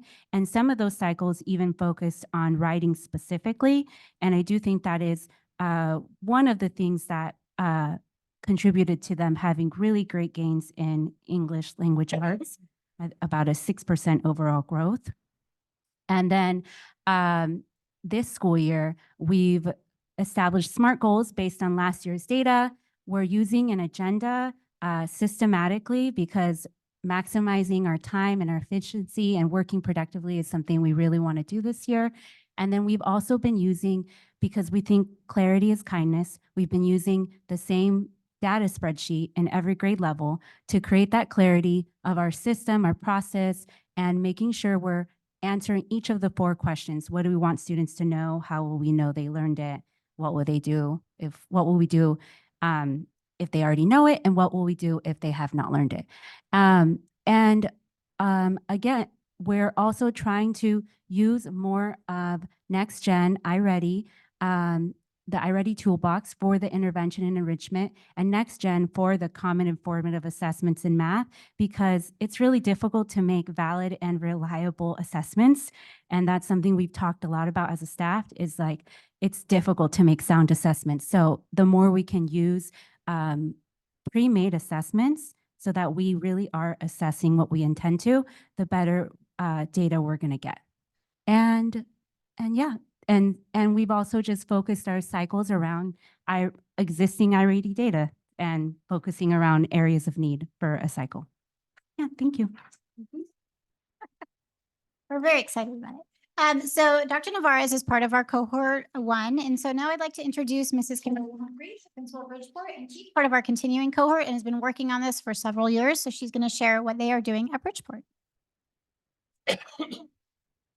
Hello, everyone. So one of the key focuses for cohort 2 is refinement. So what's been said is that we have been working at the PLC process for some time, and I always have to remind myself that we have to go slow to go fast, because when you're dealing with student achievement and actual students, you want the results now. But this work takes time. It takes, we had to cultivate the culture so that we can do this work. So I'm happy to say we're starting to see some fruits of our labor at Bridgeport on the dashboard, the California dashboard, which is essentially a report card for all the schools and districts in California. We were all blue and we were 1 green in attendance. So our staff were very happy, and success breeds success. So it kind of fuels the work that we have to continue to do. So Dr. Cruz is one of the presenters in cohort 2 and also cohort 1. He's funny. We really enjoy him. But one of the things he talks about is PLC light versus PLC right.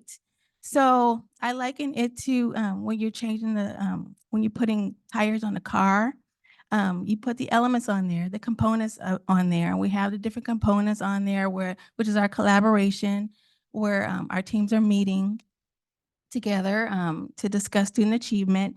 We have, they're looking at essential standards. So those are all the wheels, but now we're trying to tighten our processes. So you call those things those little lug nuts or the screws, for lack of a better word. So we're tightening the screws on the car so that we can get to where we need to with our student achievement even faster. So at Bridgeport, what we're doing is Our grade level teams, our focus areas for this year, of course, all the things that Nubia said, we're doing that. But we're making sure that when our teams collaborate, Dr. Cruz also has a saying called making sure our teams are collaborating and not collaborating. So putting the processes in place, which is our agendas and our norms, so that our teams are we have limited time, so to make sure that we're making the best of the time that we have. Also, the ensuring that we're really laser focused on the essential standards and making sure our teams are well versed on what those are, and making sure, because the standards, I don't know if you've ever seen them before, but they're very robust. So making sure that they're able to break those apart into learning targets, and then we teach those learning targets to mastery.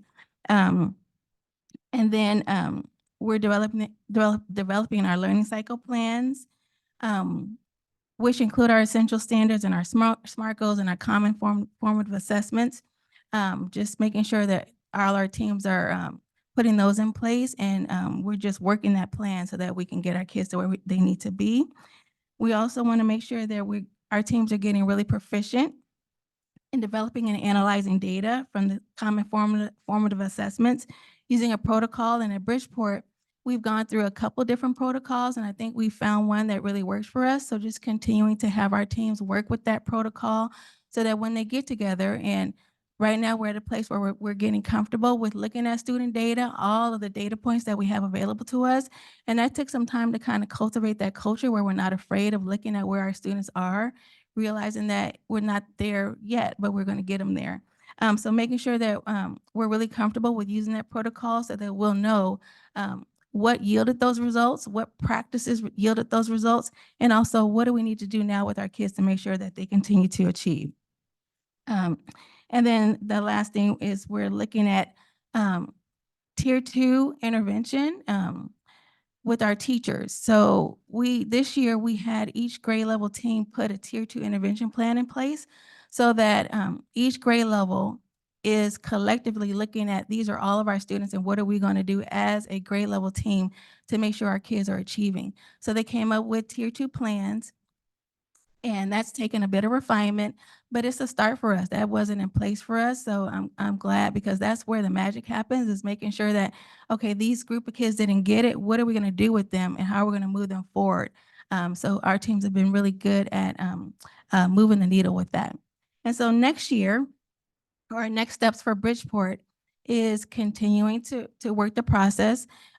Sometimes you have to go back because new teams form, like we have staff that leave and staff that come. So we just have to have our processes and procedures in place so that when new team members come in, they can fall right in line with our culture of the site. This year we had some storming, we call norming and storming, of some new teams that formed. And one thing we just had to remain tight on is we will collaborate. And so happy to report they're flying now, they're getting there.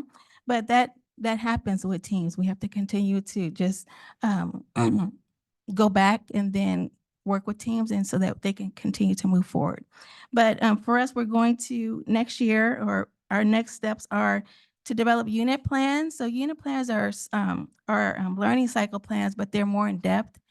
They contain more of the essential standards. We have more of the CFAs there. We have our strategies that we're using with students also included in the plan, and also the academic vocabulary is just a more robust, I would say, learning cycle plan. So that's our plan for moving forward next year. And then we're going to continue to work with our CFAs using a protocol, and making sure our teams are able to dialogue about the best practices and how they got the results that they got, because that's the next step for us. We're starting to do some of that, but our teams haven't gotten to the point where we need to be, where we can actually identify, like, you did this and you got these results. So teach the rest of the team how to do that. And then next year, we want to have a school-wide tier 2 intervention plan. Right now, we have each individual grade level has one, but we want to make it more systemic at our school site. So that's it for Bridgeport. Thank you. Thank you. Next slide, please. So our goal 5 focuses on equity and inclusivity for all of our students and their families. So the metrics that we're using here are from our connectedness survey. As you can see, we had our baseline data. We have not given the connectedness survey yet, so we do not quite have mid-year update data, but we will soon. And so we are still in progress, but Mr. Clement is going to share on our expenditures and can talk about some of the actions that we're doing as a result of this. So this slide, you're actually going to notice that we've spent the least amount of money in this area.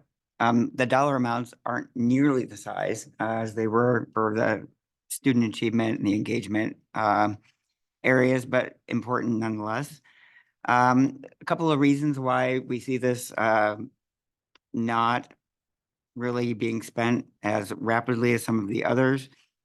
Some of the training, like we had implicit bias training at the November 1st PD. It was led by myself. So once again, I don't have a fee because I work for the district. So that actually saves us money when we're working on some of that. But also we have not really, we've been on hiatus a little bit with our equity focus. A couple years ago, we had that large cohort of people go through that training, and our parent group was very active. The last time we had the parent group come together, it was really just the head of the NAACP for the local chapter and myself, and we had a lovely conversation. But I'll be working with the school sites as we kind of re-energize and recharge that, because we know we have more families and new families out there. So really finding out how they're doing and how connected they are is going to be key.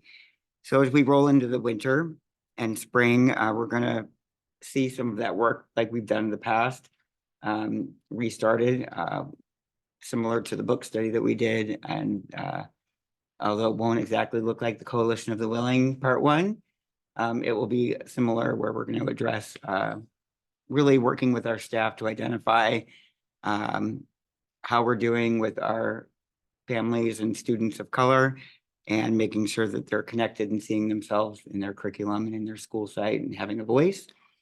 Another factor with this is a lot of the work that we did around our holidays and cultures and recognizing different time periods throughout the school year. It's been work that we've cycled around and completed, and we are going back to refine and improve. But the materials that we bought for our library books or for our libraries, they're not something that we have to really look at in a large cost on an ongoing way. And we do have a new title going in that's going to help reference the Holocaust. That's going to be explained here when we do the resolution coming up. So we still are adding materials and lessons for the teachers to access and deliver in their classrooms. But there's less of that because we've been focused on it now for several years, and we've been improving it over time. So we are still having some expenses with that, but not like we were seeing. It's also an example when we look at the new LCAP, we can recognize that, and these costs or these dollar figures will still be there, but they'll be a little lower because we don't have as need for the bulk of some of the materials and things we were buying, or some of the consultants that we had in the past, even though we will still be focusing on the work. And a big part of the process and development of the LCAP is really finding out from our educational partners what their needs are and what their input is. And part of this process involves our advisory committee. So we have our parent advisory committee, a representative from every school site, and we meet with them and consult with them on the development and implementation all year long of the LCAP. And we also meet with our district English language advisories. These are families typically of our English learners who also provide input, and we consult with them not only on the development, but of the implementation. And so I also have a guest here. I have Mrs. Soni, the principal of Cedar Creek. And this is on a broad scale, right? The district LCAP is the plan as a district, but the school sites also have their single school plan, which is an arm, right? It's an extension of what the LCAP is and how that process looks like at the site level. So she's going to come up here and share a little bit about Cedar Creek and their process in engaging and seeking feedback from their educational partners through their SIPSA, their single school plan for student achievement. Thank you. To raise it a little bit. Well, no offense. I wanted to share that Cedar Creek is the hidden gem, just in case some of you didn't know. So I'm really proud to share the work that we're doing with our single plan for student achievement. Our school site council gives great input.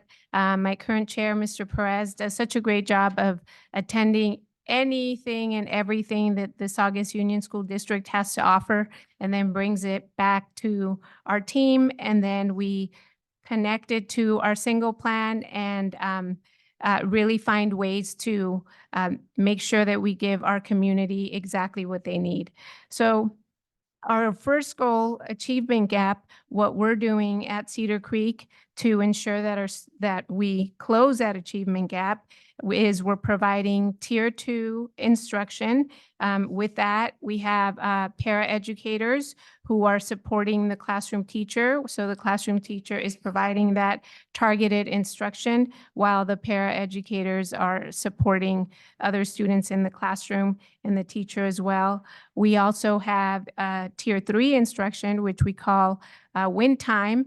And that is that another acronym, and it stands for what I need. So it's exactly providing students with what they need. Our every single teacher and grade level is providing learning cycles and looking at that data through the PLC process, as Dr. Navarez and also Mrs. Humphreys shared.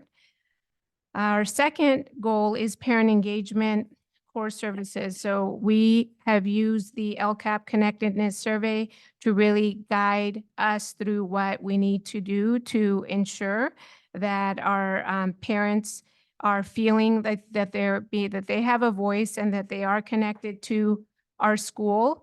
I work very closely, as I mentioned earlier, with my school social worker, Mrs. Rubalcaba, and we provide parents with workshops around attendance, PBIS. We had a very popular, we're actually going to do it again, at Coffee with the Principal. We had a really great workshop. The topic was bullying versus conflict. And parents really, they spoke to each other and they asked to have an evening bullying versus conflict. So they found it very informative. So that was another example of how we're really trying to engage our parents and just give them the knowledge and voice at Cedar Creek. We have family paint nights. We actually have one tomorrow, just in case anybody wants to stop by. We have extra canvases. It's always a great success. It's really nice to see our students and their families working, and they find it very therapeutic. We play very soft music, and they come and they just paint and spend time together. It really just puts everybody in one room, and it's really nice. They like it. Last paint night, we had 172 RSVPs, so it was great. Our third goal is student engagement. So this, I'm really excited about the work that we're doing around around everything, but student engagement. We have attendance incentives. We're getting really creative. We did have a flop. It was a slime party. We're never again going to do that one. But we do have really fun ones. We have dance glow parties. We have paint parties.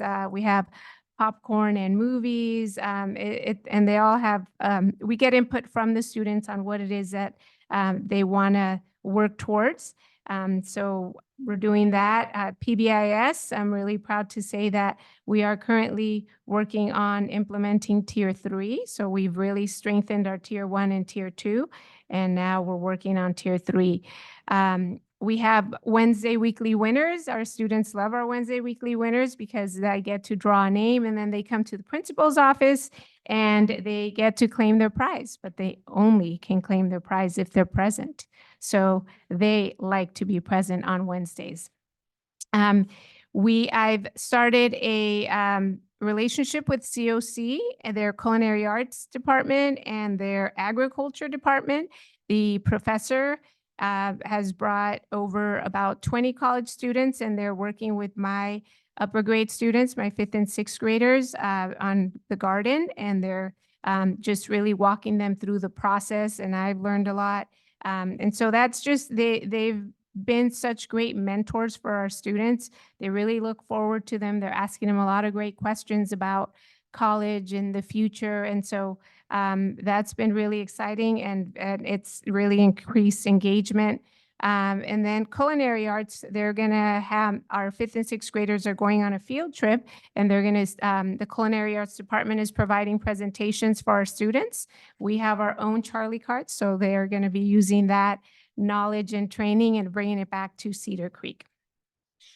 And then our 4th goal is English learner academic achievement. And so we have a large population of English learners. We're working on ensuring that our teachers get mini professional development on Elevation, which is a platform that we use for our, not only our English learners, because it has great activities, strategies, and just information on effective strategies around oral language development, which really benefits all students. We're doing goal-setting conferences for our long-term English learners. We're actually doing one the next couple of weeks with my EL coordinators. And just really strengthening that designated ELD instruction and working alongside our ed services, and providing that constructive feedback to our teachers to ensure that our students are receiving rigorous instruction. And then the last goal is equity and diversity. So again, it's in response, we're providing response based on the LCAP connectedness survey. We really want parents and students to feel that their family's culture is represented at the school and in their learning. So I'm excited. This year we are going to be having Taste of Cedar Creek. So we'll be putting our Charlie carts, our little kitchens, in use for that event. And we're really excited about it. And that is it. That was my snapshot for Cedar Creek. Thank you. So we hope that even just from these 3 principals kind of sharing, that you can hear, we've talked about our plan and the different actions, what they are on paper and what the metrics are, but this is, what's actually happening at the school site, and how, as a district, we're really living this plan for our students every school, every day, every classroom. So next slide, please. Well, hang on 1 second. So this slide, though, I do want to talk about it before we transition over, because it gives you the timeline of what they go through at the school site, which mirrors the same process that we're doing here at the district for our LCAP, about when they're providing their data, when they're getting input from their site council and their ELAC, similar to how the 2 groups that we're required to really gather that input from our parent advisory council and our district ELAC or our DLAC. And something I want to highlight, the ELAC at the school site and DLAC is always one of the challenges to make sure that we're getting good representation. Often at sites, especially if they're not title, they've got very small ELACs, or it's hard to get parents to come to some of those. So it's been amazing to see the work of our sites, of Karen, her department, or her area, and what they're really doing centered around getting those parents active and more involved, which is why we have the presentation coming next week, and we were able to talk about it a little bit, why we've had that influx of Korean folks that are attending DLAC. Typically, you'll see it for the Hispanic culture or the Spanish-speaking parents, because they're going to be the dominant language learner population in our area. So it's really cool when we start to see other folks joining in. And pictures from our last DLAC were a crowded room at our title sites. They prefer it in person. They're benefiting from that, and they're coming together and connecting not only with the school, but with each other. So much so that we have a set of parents at Rio Vista, I believe, that have been involved in the project to inspire the CABE parent classes. And we are taking them to a conference that's going to be one day in Riverside, but also they've gotten themselves invited to CABE to the conference, and I think they're going to present. So we're going to take them along with us and kind of celebrate that with them. And it's a cool next step just in seeing that power, because when they're involved like that, it's going to translate into their students being successful. Go ahead, Nick.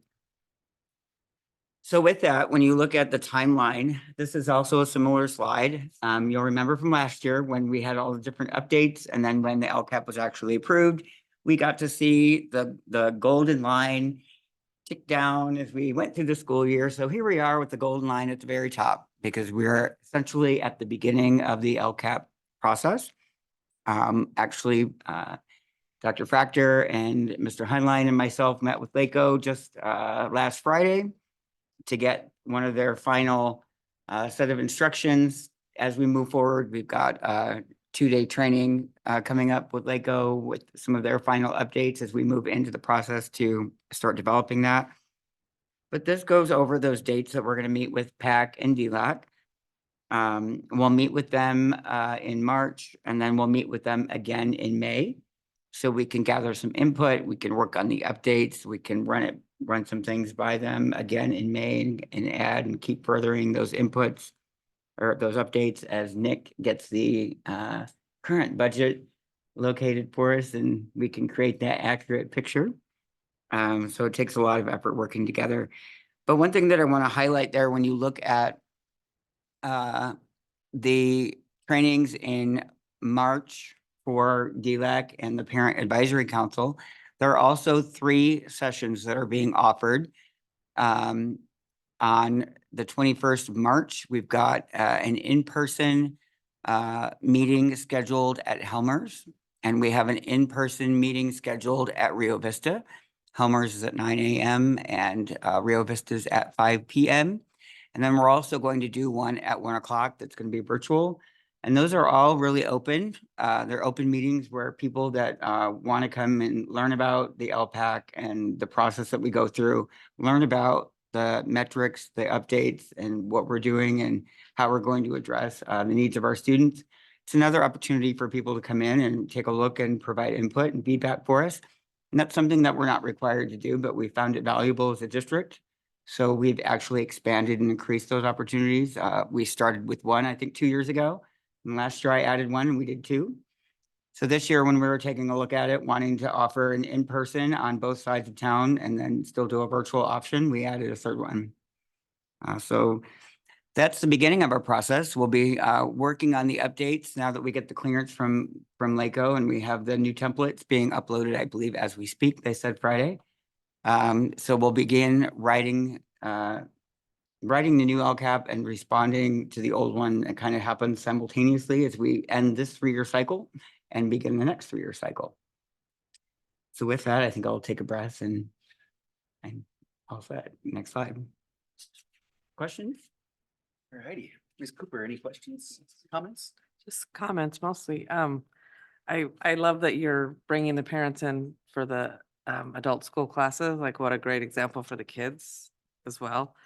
Dr. Navarro, as you mentioned, everybody treating all the kids as our students. I really noticed that feeling and that attitude Thursday night at the data session as well. So that's kind of neat to see, with all the schools that I met with. The idea of everybody looking at the data that, that Mrs. Humphreys talked about. We should all share the data, like, there's nothing to hide, but it's nice for teachers to be able to use ideas, between each other, and everybody's got a strength and a weakness, and might as well play to our strengths. Thank you, Mr. Clement, for adding an additional meeting. I think that's great to, offer different times and virtual for working parents and, commuting parents. Mrs. Sony, can't wait to, attend your events and take advantage of your Charlie card. So, but just your excitement is really cool. It's noted. So, thank you all for putting this together. Thank you. Mrs. Garabay. I was going to thank all the principals and everyone for putting this together. It's a very good, useful, informative tool. I just had a couple of follow-up questions. so we had our Emblem PTA president mention that they struggle with getting parent involvement. And obviously we have a couple different opportunities for parents to participate in this process, but what do you find to be the most popular event, or, what are the things that really draw our parents to participate? Go ahead. So one thing that we found really successful with is targeted focus topics. And so we did survey our parent community or family community about, what do they really want to know about? And what we've done is we have a series of topics. So we're kind of doing like these workshop series. So there's 3 series, and we let families know ahead of time about what the topics are. And we kind of also target specific groups that we feel like would benefit most from that. So for example, some of our workshops, we really target our families who are new to the country. And because there's different unique needs there. And then the great thing is we've noticed that they started creating a network amongst themselves, and they start seeing each other online. And what we've been doing is we've been doing virtual, and then we bring those same families together in person. And it's like they know each other, they're talking, their kids are playing. So when we can find topics that are really relevant and really specific to that group of people that are asking for that, kind of these blanket ones don't necessarily always work, but the more focused we are, we've seen a great increase and great feedback from families.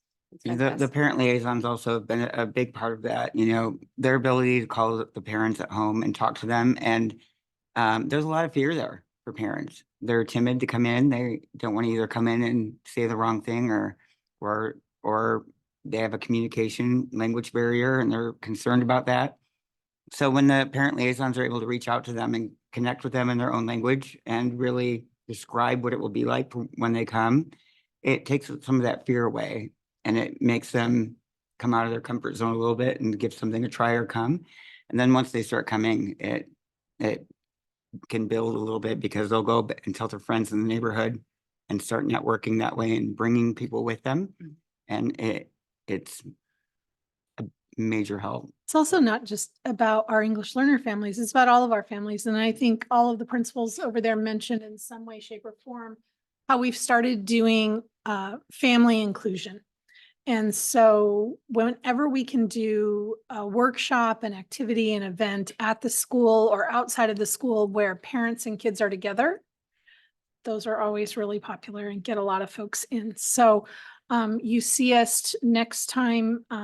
Karen is going to bring and talk about the bilingual story times, which are amazing. And you see them doing paint nights, 172 RSVPs. Those kinds of things we find get more parents to participate. Great. And then my other question is related to the PLCs. I love the idea of collaboration. I think, more than several brains is better than one. So it's always good to collaborate and, figure out ways to help our students. What is the metric? So I understand the metric for students is obviously we want them to get better, right? We want them to achieve higher scores on their testing. Is there a metric with the PLCs, like for the actual teachers, right? So how do we measure that it's successful, I guess? Maybe there's no metric, but. I do feel like one of the intended or maybe unintended things about being more systematic about our agenda and our data spreadsheet is that it's actually makes it a lot easier for me to support my teachers. If I have all of their data spreadsheets in one spreadsheet, I can easily move from one group to the next. And we have our PE YMCA that comes on Mondays. And the teachers at my school actually have 45 minutes as a grade level team every Monday. And part of being more systematic about having an agenda is really about maximizing our productivity and being accountable for that time. And that time is valuable. We only have so many days of school. So being more productive and efficient with our time, and for me to be able to track the data and see how they're doing in their cycles and see, okay, this cycle we did better than the last, like really helps with that culture of collaboration and what can we do better for our next cycle so we can have more growth. So yeah, I feel like the metric is kind of within the data, within looking at how we're using our time and how we're working through those steps, because it is kind of like a system of like you start with identifying the standard, deconstructing the standard. So in a few meetings, they should be further along and like moving along through the cycle.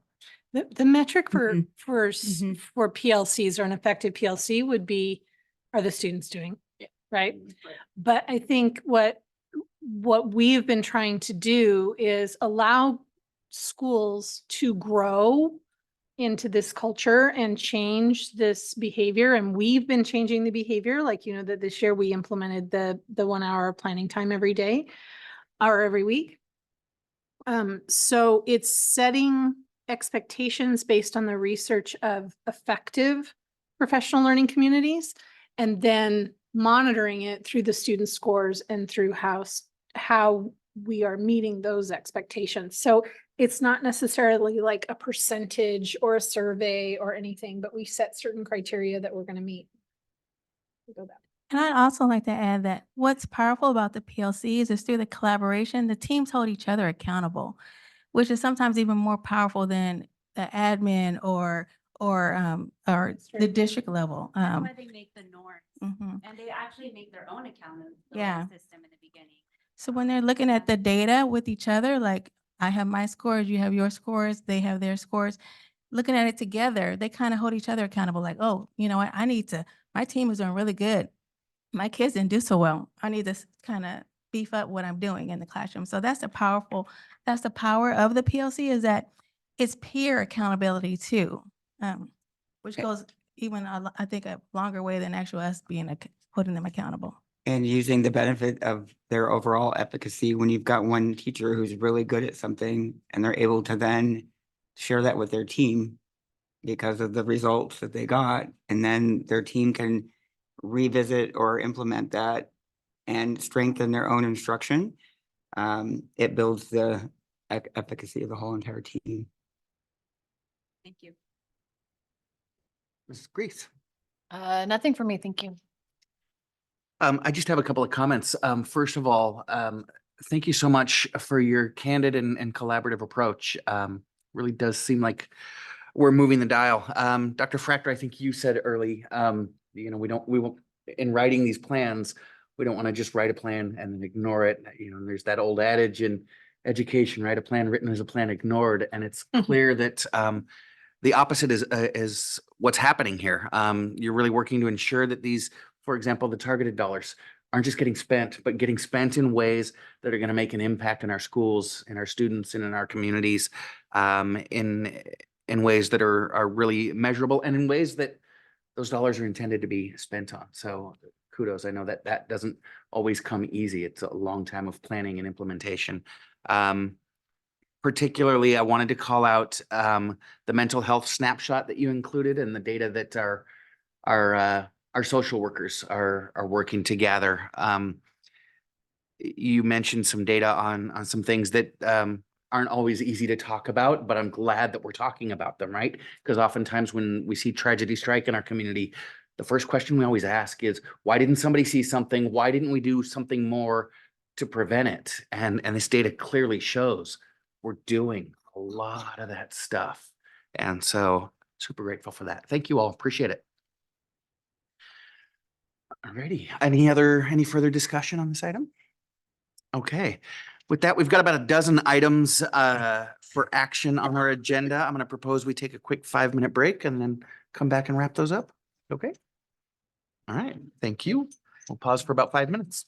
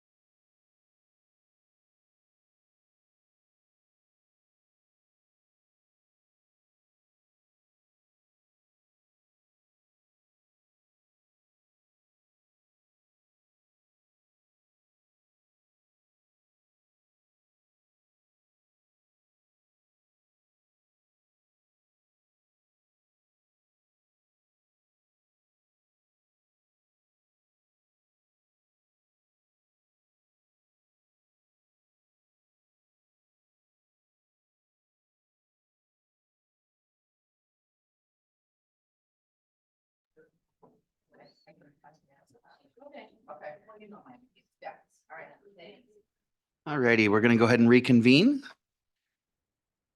Item 5A, do I have a motion to approve the school accountability report cards? I'll second. Okay, Mr. Clement. Okay, so these go up on our website each year. They go up by February 1st. They are the data snapshots from last school year. So they're always half a year behind, so to speak. But they are all prepared, updated, and ready to go on the website. Okay, any questions, comments? Discussion? All righty, all in favor? Aye. Aye. That item passes 4-0. Item B, approve the Saugus Summer STEAM Camp and Extended School Year ESY programs dates for the summer of 2024. Do I have a motion? So moved. Second. Righty, Mr. Clement. All right, so Michelle and I are excited to team up together again to combine our summer STEAM camp and ESY as we bring the dates forward June 13th through July 12th for 19 days of fun and summer excitement. All right. Any questions, comments, discussion? No, just excited to hear about it again. All right. All in favor? Aye. Aye. Aye. Motion passes 4-0. Item C, adopt a resolution 2023-24, number 42, a resolution of the governing board of the Saugus Union School District for the observance of International Holocaust Remembrance Day. Do I have a motion? So moved. Second. Okay. Mr. Clement. All right, so this does recognize the observance January 27th.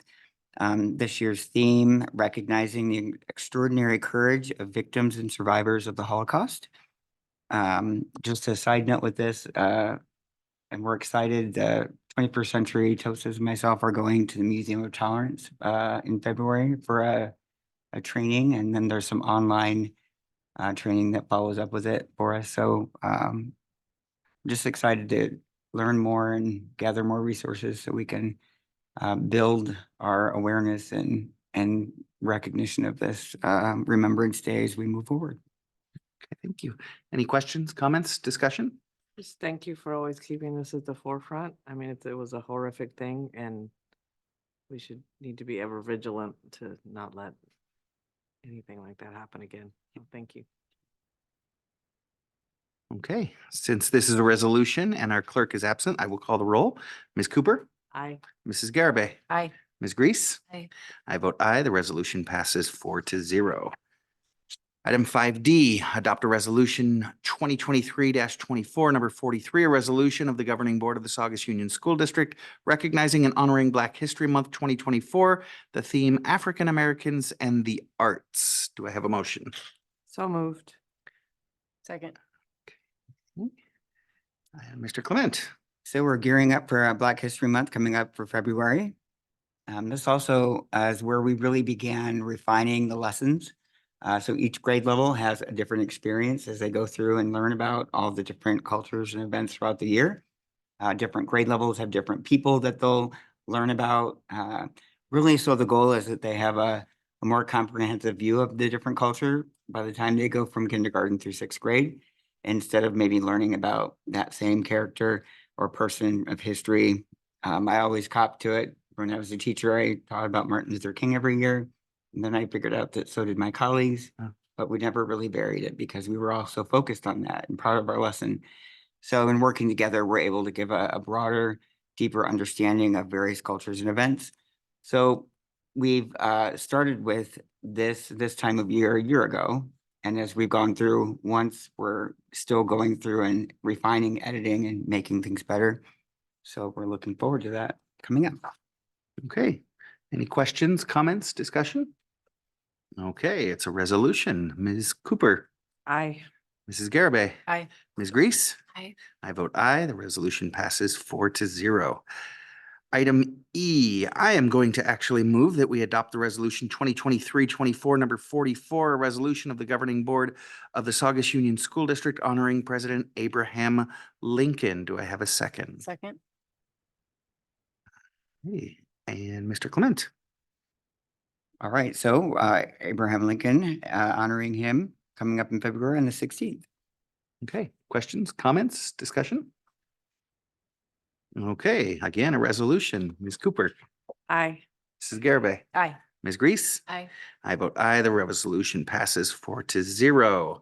Item F, adopt resolution 2023-24, number 45, a resolution of the governing board of the Saugus Union School District honoring Susan B. Anthony. So moved. Oh, second. Oh, okay. All right, Mr. Clement. All right, recognizing Susan B. Anthony and her work, honoring her birthday on February 15th and her work supporting women's rights and issues. Okay, questions, comments, discussion? All righty, again, a resolution. Ms. Cooper, Aye. Mrs. Garabay, Aye. Ms. Grease. Aye. I vote aye. Resolution passes 4-0. Item G, adopt resolution 2023-24, number 46, a resolution of the governing board of the Saugus Union School District recognizing February 19th, 2024 as President's Day and honoring President George Washington's birthday. Do I have a motion? So moved. Oh, sorry. I'll second. All righty, Mr. Clement. All right, lucky last. February 19th, George Washington's birthday and President's Day says it all. All righty, questions, comments? Does it indeed say it all? Yes, it does. Okay. Resolution, Ms. Cooper, Aye. Mrs. Garabay, Aye. Ms. Grease. Aye. I vote aye. Resolution passes 4-0. All right, moving on from Mr. Clement. Item 6A, Mrs. Berry's approve. Oh, actually, we need a motion first. Approve student housing for 2024-25. Do I have a motion? So moved. Okay, I will second. Mrs. Berry's. So this is the time of the year where we begin to have our feet in 3 different school years at the same time. And so we are preparing for next school year, and student housing is typically where we announce what schools are open, what schools are closed, our transfer window, and the exciting online registration for our new families. So next year, the only school that is going to be closed to transfers will be Plum Canyon. All the other schools will be open based on space available. We pushed back our transfer window just a little bit. It'll open February 12th through March 1st. And that was to make sure we were able to accommodate for all of our Santa Clarita families and they were able to get into the schools that they needed. So if you are looking to transfer school to school or you are outside of our district wanting to come in, we will start accepting applications for February 12th, as well as our little ones. I think we used to call it kindergarten roundup, and now it's TK and K. Getting all those kids to come in. Our families will be able to register them February 12th, starting our next year calendar, and Infinite Campus will be open then. I also want to mention that our transfer process wasn't open to TK students because we didn't have TK at every site. We would figure out where they were and kind of send them to the closest home site. But last year was the first time we were able to have TK at every single school site, and that will be again this year. So our TK students, if they are interested in going to a different school than their school of residence, will be included in the transfer process. So they can fill that out. And also that the rollback next year is the last year of the 4-year rollback. And so you need to be 5 by June 2nd. So we will have 4-year-olds entering TK. And the following year, they just need to be 4 by the time the school year starts. So next year is the sunset of that rollout plan. Okay, thank you. Any questions, comments? Okay, and I just kind of wanted to call out again, I think it was mentioned earlier, we were indeed able to accommodate all the Santa Clarita families before we did this, correct? Yes. It is wonderful news. Thank you all for your work for that. Okay, all in favor? Aye. Aye. Passes 4-0. Nothing for human resources. Moving on to item 8, business services. Do I have a motion to approve the resolution 2023-24, number 47, a resolution of the governing board? I'm sorry, a resolution of the governing board of the Saugus Union School District authorizing cooperative purchasing for technology, hardware, software, and related services from Apple Incorporated. Mr. Heinlein. Oh, I need a Move motion. to approve. Yeah, second. Okay, thank you. Okay, both this item and the next item are great examples of how we process resolutions to have an exemption from bidding. So if you can imagine, You know, anytime a district for the calendar year 2024 spends more than $114,000 at a company, you have to go through a bidding process. So it's very difficult. It's hard work. It takes a lot of work in order to go out to bid for like Apple. So we like to latch on or piggyback to either like this consortium or in the next item that's actually a piggyback bid. So we ask the board to approve and allow us to use an existing bid in order to base our purchases on. Any questions, comments, discussion? So just a quick question. So that essentially it's like in economies of scale, right? So you have Correct. multiple people that are buying, so they give a better deal for those computers or for whatever we're purchasing.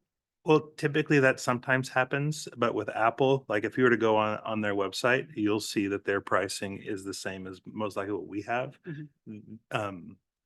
But Apple does not allow institutions to buy from that website. You have to be attached to either an existing agreement or you have to negotiate your own. I see. So this is that agreement. Yes. Okay. Typically in the past, for the past 3 years, we've been attached to one from Glendale. Mhm. That one has expired, which is why we're asking to latch onto this one. Any further discussion? Okay, it's a resolution. Ms. Cooper, Aye. Mrs. Garabay, Aye. Ms. Grease. Aye. I vote aye. It passes 4-0. Do I have a motion on item B, resolution 2023-24, number 48, a resolution of the governing board of the Saugus Union School District for the use of Sierra School Equipment Company piggyback statute pursuant to Public Contract Code Section 20118. So moved. I will say, okay. All right, Mr. Heinlein, anything further? Nothing to add. Okay, any questions, comments, discussion? Okay, Ms. Cooper, Aye. Mrs. Garabay, Aye. Ms. Grease. Aye. I vote aye. The resolution passes 4-0. Item 8C, conduct first reading of Administrative Regulation AR 3000, Business and Non-Instructional Operations. Mr. Heinlein. This AR is largely the same as has been for quite some time, except for the addition of the last paragraph regarding the retention of electronic records. Currently, we are storing over 7 terabytes of information from the beginning of time since we went to use Gmail for our email system. It makes everything more difficult when you're having to search those records. So this policy would allow us to purge all those electronic records after 365 days. Okay, any questions, comments, discussion? Wait, I have a question. Yeah. So we're essentially deleting email records after a year Yes, across the district. everybody, everything. We don't think that that's an issue? It's not an issue legally. We're not required to. Anything we would be required to keep. Anything we would be required to keep for a report, we would maintain appropriately. But an email back and forth between me and Mr. Watson about going to lunch wouldn't be something we would need to maintain. Right, but you're not gonna go email by email to decipher whether it's a lunch email or it's something else. Staff will be responsible, just like they currently are, to determine the information that is required by law. So staff goes through email, we'll go through emails before they're deleted. Is that what I heard? No, you didn't hear that. You heard me say that staff would deal with the electronic records that were necessary to put in there. But there's nothing in an email that is a requirement. It would have to be in a separate report that we would have to maintain it, correct? Except saying like a public records request, right? They could do it for a whole year. But then after a year, it would go away. So if right? So somebody would have to, they couldn't say, I would want records from 2022, because they would be deleted essentially. Correct. Is this normal? This policy is a copy from Kern High School District, the largest high school district in the state. There are multiple other school districts. If you go on Gamut and then search for this policy that have policies very, very similar. You know, I work for a school organization. We enacted this a couple years back. I don't know. I guess it makes me uncomfortable. Well, my only question is just related to public records, but it sounds like we answered that question. So legally, we're only required to keep records for 1 year. That's it. We're not Well, required to keep those records at all. It depends on the record. Like if I was to send you somebody's performance evaluation via email, the you as the employee that's receiving it in HR is required to print it out and put it in the personnel file, because that's how that's the type of record it is. That's the classification of it, which is kind of earlier in the policy, and we keep those forever, right? If you were to send me Which is what I was saying about staff, Mm-hmm. determining the things that would need to be kept if they were sent via email. But it's not the email, it's the evaluation.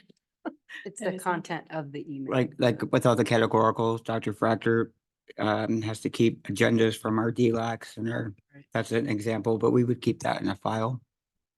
or when we have to pay an invoice. Typically, accounts payable will get the invoice. If they don't have a copy of it signed off already, they'll email the principal and say, is this okay to pay? The principal will email back. They will print that email, attach it to the invoice, and pay the bill, right? So with accounts payable, those have a 4-year retention.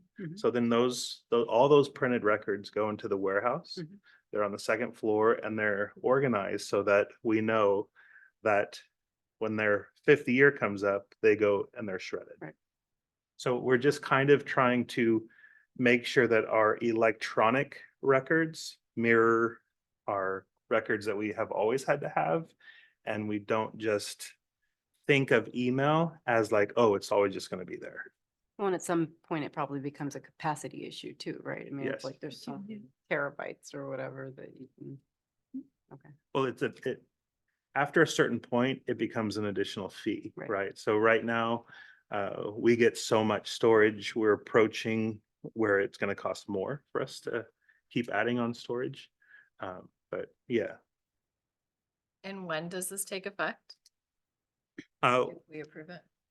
we would want it to take effect July 1st so that we can inform everybody and then give them a time frame to, if they have a folder that has stuff in it that needs to be printed, or if it's, I don't know, maybe they have personal pictures or something like that, that they have emailed, then those would all disappear as well.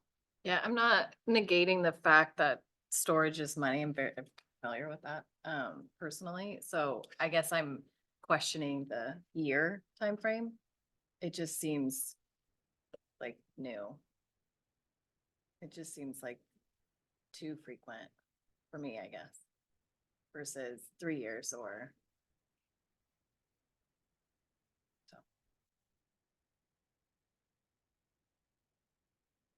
Any other discussion? Like I said, I don't know if it makes you feel any more comfortable. This is something that our organization did just prior to COVID on the advice of council. Yeah, I think every is different. It just, I don't know if a year just seems too new for me. Okay.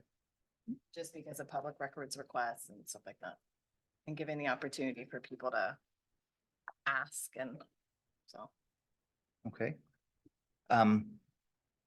So are we going to move this to second reading for next meeting, or? I mean, I don't think we need to. If multiple districts You are don't think doing we it need and the to- cost savings, I'm good with it. What's the cost saving? I'd have to figure it out. Because right now, we basically Changes have every year Gmail based to on the beginning enrollment. of when we had Gmail, right? I'm sorry, what was the Right question? now, we have Gmail like to the beginning of when the district had Gmail, right? So like Yeah, it's over years. 10 years old.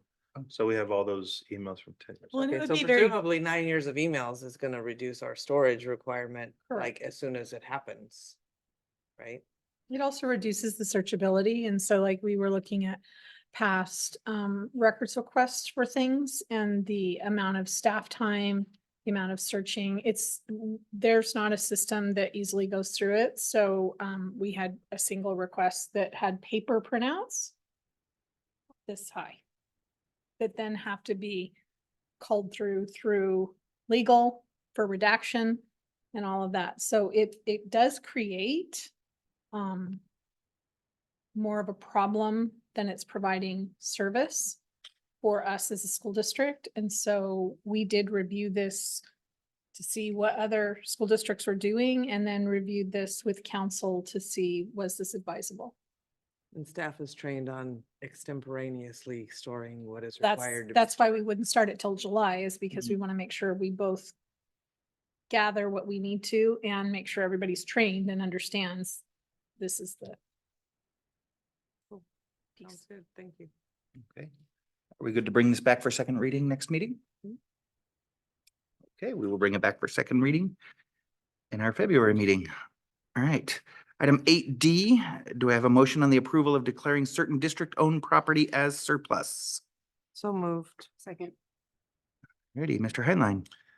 We have some furniture and containers at Rosedale we'd like to get rid of.